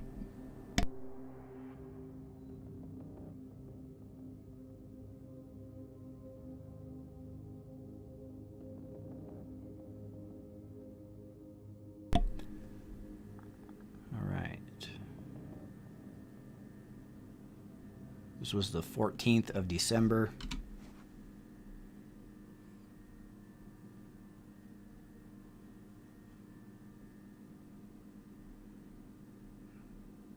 Here we go.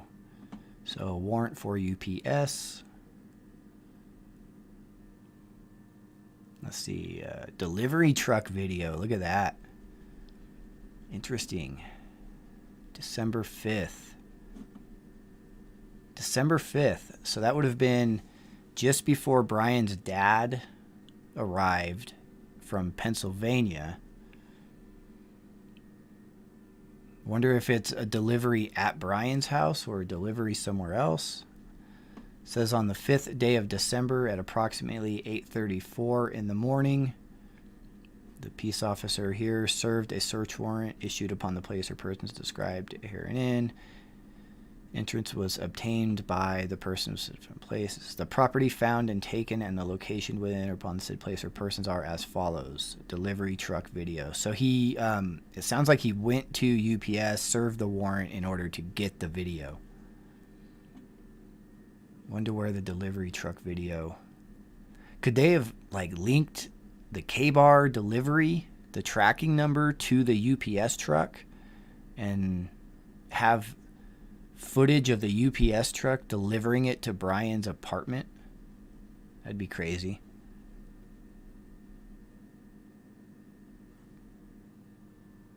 But they got UPS delivery truck footage.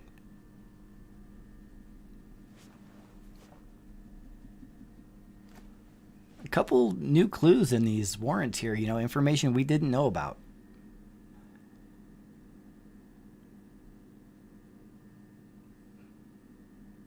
So they want any and all video that is recorded and stored on any delivery trucks that were in Moscow, Idaho between November 6th and November 14th. Oh, so they were looking for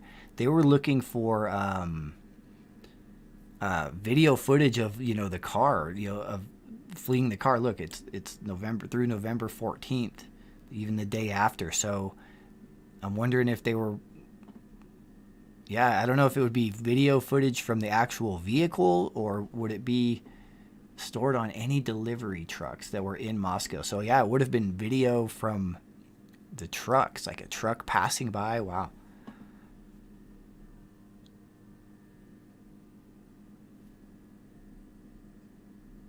Thank you, Patty. Again, I really appreciate everybody being here with me and watching. Really enjoy this. This is a crazy case, trying to figure this out. I can't remember a case like this where we've had so much evidence, right? There's so much information out there just for us to kind of look at, you know, aside from what law enforcement shares with us. It's so often you just kind of hear news updates, but there's really a lot of stuff out there to try to look at and figure out, you know, and we have all that video from early on when everybody was suspecting the boyfriends and the friends, and there was all those theories and you know, all of that evidence that was coming out early on, and then it all shut down on us, unfortunately. But even with what we have, you know, the witnesses with Enon Harsh, the neighbor, you have these strange actions that Bryan's done within this crime, and you know, that just don't make sense. You have the dad and the drive out to Pennsylvania, you know, the 4 victims, and trying to figure out all the connections. It's just a very interesting case. I'm very fascinated with it right now and trying to understand. I really want to know more. I want to know what the heck was going on in Bryan's head, and I want to know how this crime happened. I want to know how it unfolded. I want to know where he went afterward, and, you know, where the evidence went. Just so many questions that are just eating at me about this case. I'm sure we're all very similar. That's why we're here following it together. So I really appreciate everybody being here with me. So let's check out these other warrants here, and then we'll wrap up here. We've got a handful more to go through. So here we have a couple of Verizon accounts.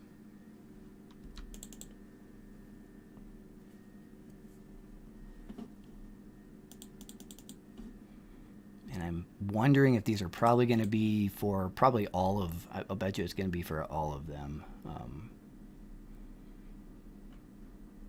Here's our typical legal stuff once again. So this was very early on in the case again. Ooh, this is, I'll bet you it's cell towers. Verizon cell towers. Let's see. Up GPS coordinates. Let's see. Let's go back up here. New Jersey, huh? Yep, it's for a cell tower. So I obtained a search warrant for Verizon wireless cell tower that was served on 11/17.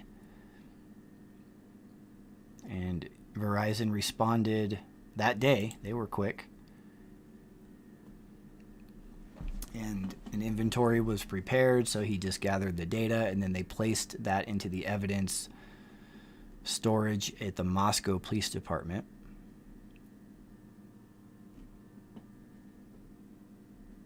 Let's hope they have some guards going on at the Moscow Police Department if they're storing the data there, or the evidence there. So on the 17th day at 9:35 in the morning, he served the search warrant. The property found and taken. So they just got the location of that tower. So what they were doing here is they were getting all of those towers that they've talked about, and they were getting the GPS, the pinpoint location of them, and then they were probably tying that in with the route and figuring out that whole cell phone ping piece to it all here. So they had to use these warrants in order to get that information from these companies.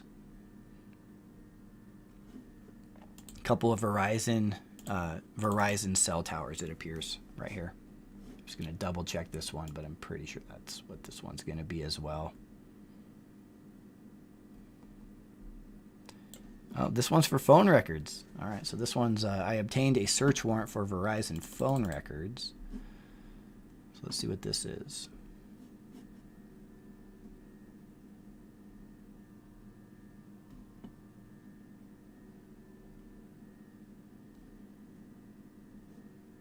Data records associated with, and then we have it blocked out here.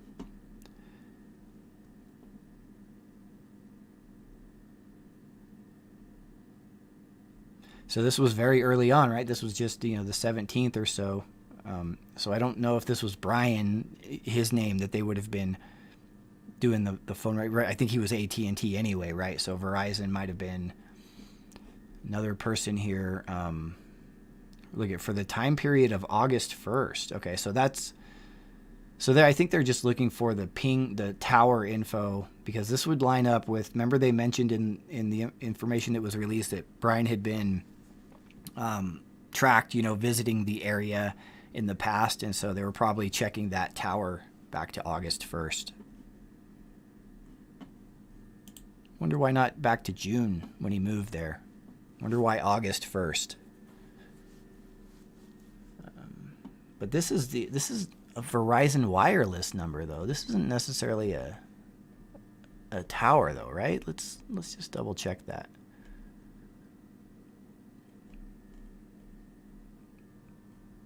This was a phone number, data records associated with, and then it's probably an account or phone number here. I wonder whose phone number this was that they were trying to get, this Verizon account. Is this maybe another account another phone? I don't know, or it could be another person that we're not aware of who has a Verizon account. What's everybody think? This is kind of an interesting one here. Look at this Verizon wireless number. Maybe they were within those cell power. You know what? That's what it was. I think they probably were grabbing the data from the cell tower, and those cell tower lists the phone numbers that pinged off of. That might be the list of the numbers they were getting, and then then they look at those numbers to narrow it down to who it was. Does that make sense?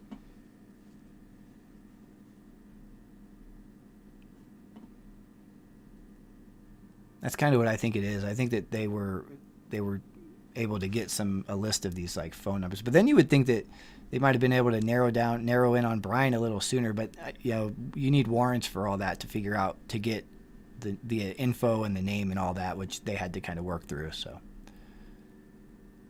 okay, so let's check Walmart. This was an interesting one. So this is the K-bar link again. They're, I believe, looking for sales, but let's double check.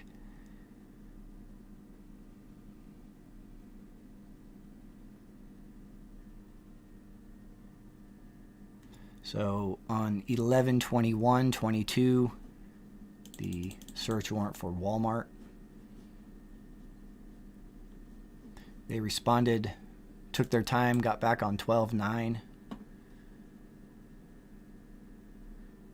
And let's see what they were looking for here. Look at, there it is, the knife. So they're looking for any records, I think, of the sale of that K-bar again.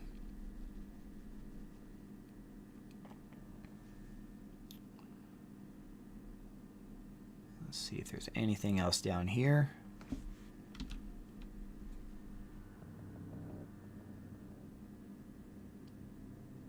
December 15th. Pretty late in the case there. Of course, Walmart didn't respond until December 9th, 10 days later. But so here we go. Look at this. So they're even looking for, they're not only looking for sales records, but they're looking for surveillance of anybody who's buying one of those. So, they're looking, so, okay, here's a K-bar sale that happened at 9 p.m. on Friday the 15th. And then they want any surveillance footage there could be of that.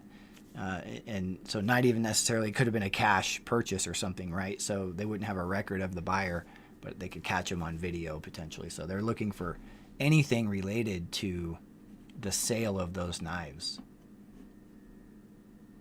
Anything even with a closed account, they want they really probably wanted a deep history there on those K-bar sales everywhere. I mean, they went direct to K-bar even to get it right from the source on where they're distributing their products, and then they probably worked their way down from there. It's going to be a very interesting trial when they explain how they got some of this evidence, I think, as far as, like I mentioned, I mentioned that Danielle Van Dam case and the bug evidence. I think this is going to be kind of one of those groundbreaking cases when we talk about digital forensics.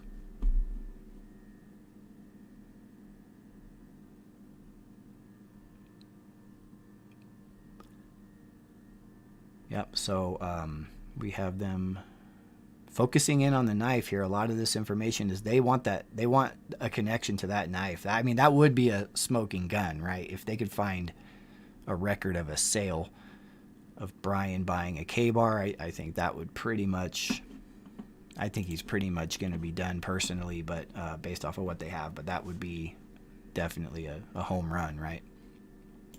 So here we have a Yahoo account. This is probably similar to Google. They probably want everything from Yahoo as far as an account goes. So let's see if there's a name here. Custodian of records is what they're going to here.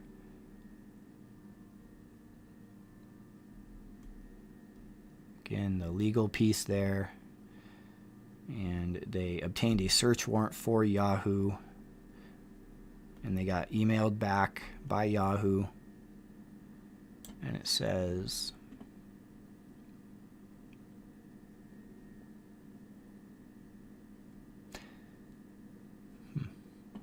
yeah, it's blocked out there. No name there. I'm pretty sure this is, there we go, it's Kaylee, yep.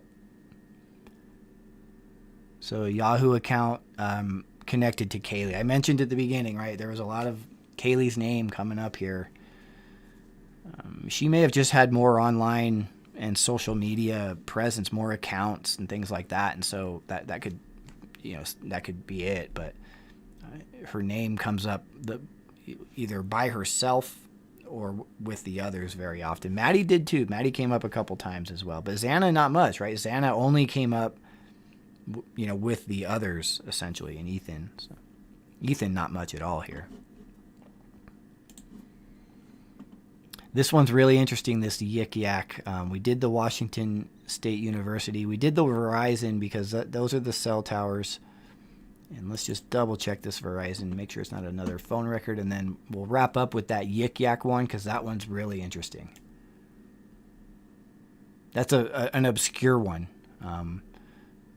I wasn't familiar with that when I saw that, so I think that one could be unique. So this looks to be another Verizon order to seal. Okay. And there's the Google. I'm going to let my cursor hourglass here, and then we'll grab this next one.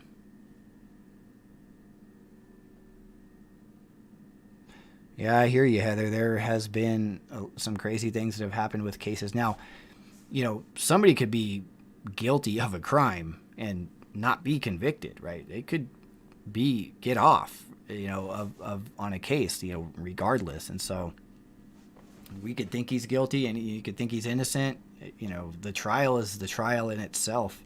You can look at all the evidence and say, yeah, this person did it, and they could get found innocent. So they still have to prove it. They still have to go to court and prove his guilt in a court of law, right? So they're going to have their ducks in a row to do that. They're dealing with somebody who I think knows some angles, and with Bryan I wonder how much Bryan is actually teaming up with Ann Taylor. I don't know if he's the type that could team up with her, but I wonder how much of his training and education is, maybe being considered, as they prepare their defense. Because one thing I wanted kind of everybody to think about too is Bryan, to some extent, I mean, the prosecution definitely has a advantage, right? Because they're able to, they have all the evidence, right? So they're proving their case based off of that evidence. But when you're talking about trying to disprove them and maybe come up with an excuse or kind of, discredit their evidence, Bryan has the advantage because he was in the house, right? He knows exactly what happened and how things unfolded. And then you take his kind of criminology background and you mix that in with him knowing specifically what happened. And then as he's teaming up with his defense attorney and they're trying to come up with this plan on how to cast doubt on this case, there could be something that happened in the house that he saw, that he knows about the victims, that they could try to play that card in the case. And we might be caught off surprise not only by what the prosecution has as far as evidence goes, but also with what the defense has. They have that inside insight that not even the prosecution has, and that's a little bit scary. All right, let's jump back over, and we will take a look at this last one. So this one is Yik Yak. So we talked about the Tinder app earlier. Let's see if this is going to open for me. Here we go.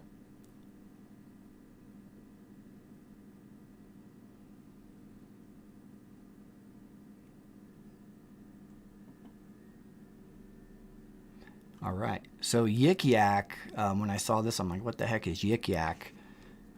And here we have, let me zoom in for you on this one. This is very similar to the Tinder account, so I don't know what Yik Yak is. I don't know if anybody out there is familiar with this one. I don't know if this is one of those accounts that delete your picture, but there is I did look up this account, or this company. Let me see if it says it here, but if not, I'll show it to you. But so they have the warrant for Yik Yak, and this is just that legal stuff again. Let me get down here to the names. Let's see if there's a name. So the warrant was served on January 26th. Look at that. That's late, right? So this is something that they're serving after the arrest, right? This wasn't early on like the Tinder accounts, the Facebook accounts, the Google, where they were just doing that right off the bat for the victims. This one's way late.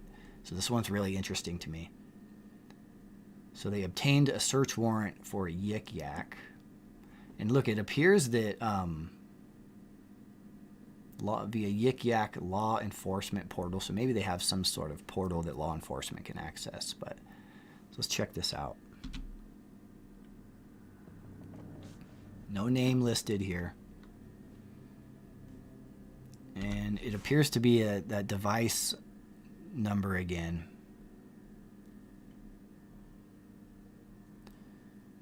And no name again here. Let's see if there's anything at all.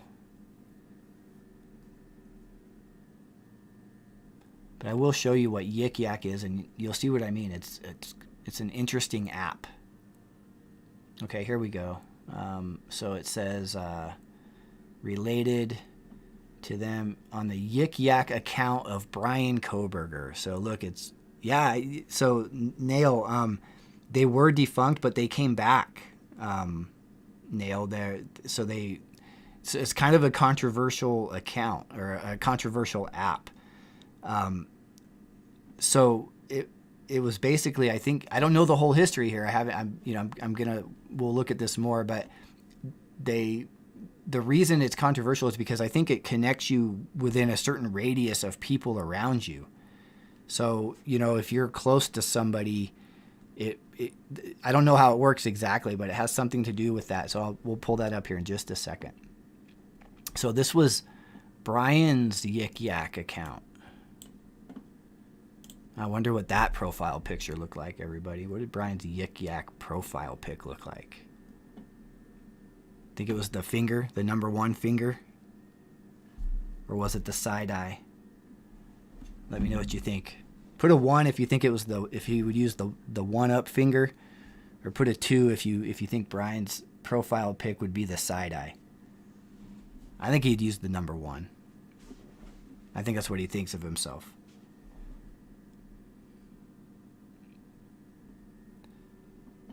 So they're looking into his Yik Yak account. So let me see. I'm going to see if I can find what Yik Yak is for you real quick here. Whoops, wrong one there.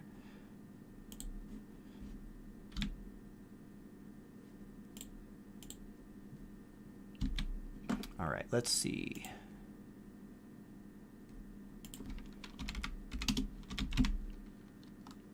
It's definitely a social media app.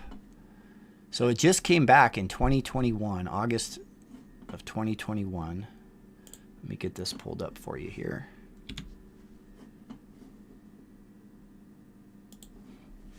So Yik Yak, the anonymous messaging app. Sounds like it's right up Brian's alley. So after a 4-year break, the once popular anonymous messaging app blamed for cyberbullying and hate speech is back. This time, the new owners are promising to take a stronger stance against abuse and apparently a weaker stance against murder. The new owners purchased the rights to redevelop the location-based app. See, it's a location-based app, and they called it the same name. So it was popular on campus, launched in 2013. And it was on college, middle, and high school. So that would have been right as Brian was kind of getting into that age. The app allows users to post messages anonymously on its platform within a 5-mile radius of their location. That's pretty creepy. The messages could be upvoted or downvoted by users. So in 2017, they shut down following a decline in its engagement from users. And by the end of 2016, so it says by the end of 2016, user downloads had dropped 76%. So it kind of just went out of favor, and then they kind of came back.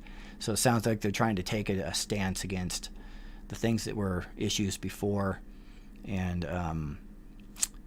having stricter guidelines there. But very interesting. So this is an app that you can post anonymously on within a 5-mile radius of their location. That, so you have to be close, right? That's very interesting. So they're looking for Brian's Yik Yak account, which he had to have recreated. Right? I don't think his 2013, if he had an account from 2015 or something, it would still be there. So if Yik Yak just came back, right, in 2017, he would have created it, more recently than that. Very interesting. So everybody, I think we're right at about 2.5 hours, and I really appreciate all of you joining me tonight. I hope that was interesting information to you. It sure was for me. Again, I was really looking for something new. We hadn't had anything real in quite a while. There's definitely more to look at here. I'm going to be digging into this information quite a bit. I'll let you know if I can find anything else that is worth, talking about, that is, any new clues or anything that is related, that might connect something else in this case. Really appreciate you watching. If you haven't subscribed, please subscribe. Really helps me out. And then hit that like button if you like this video. Keep an eye out. I do have a very special video that's going to be coming out for everybody very soon. I'm working on it. It takes a little bit longer than a normal video, but I think you're really going to enjoy it. Thank you so much, everybody. Have a great night, and I will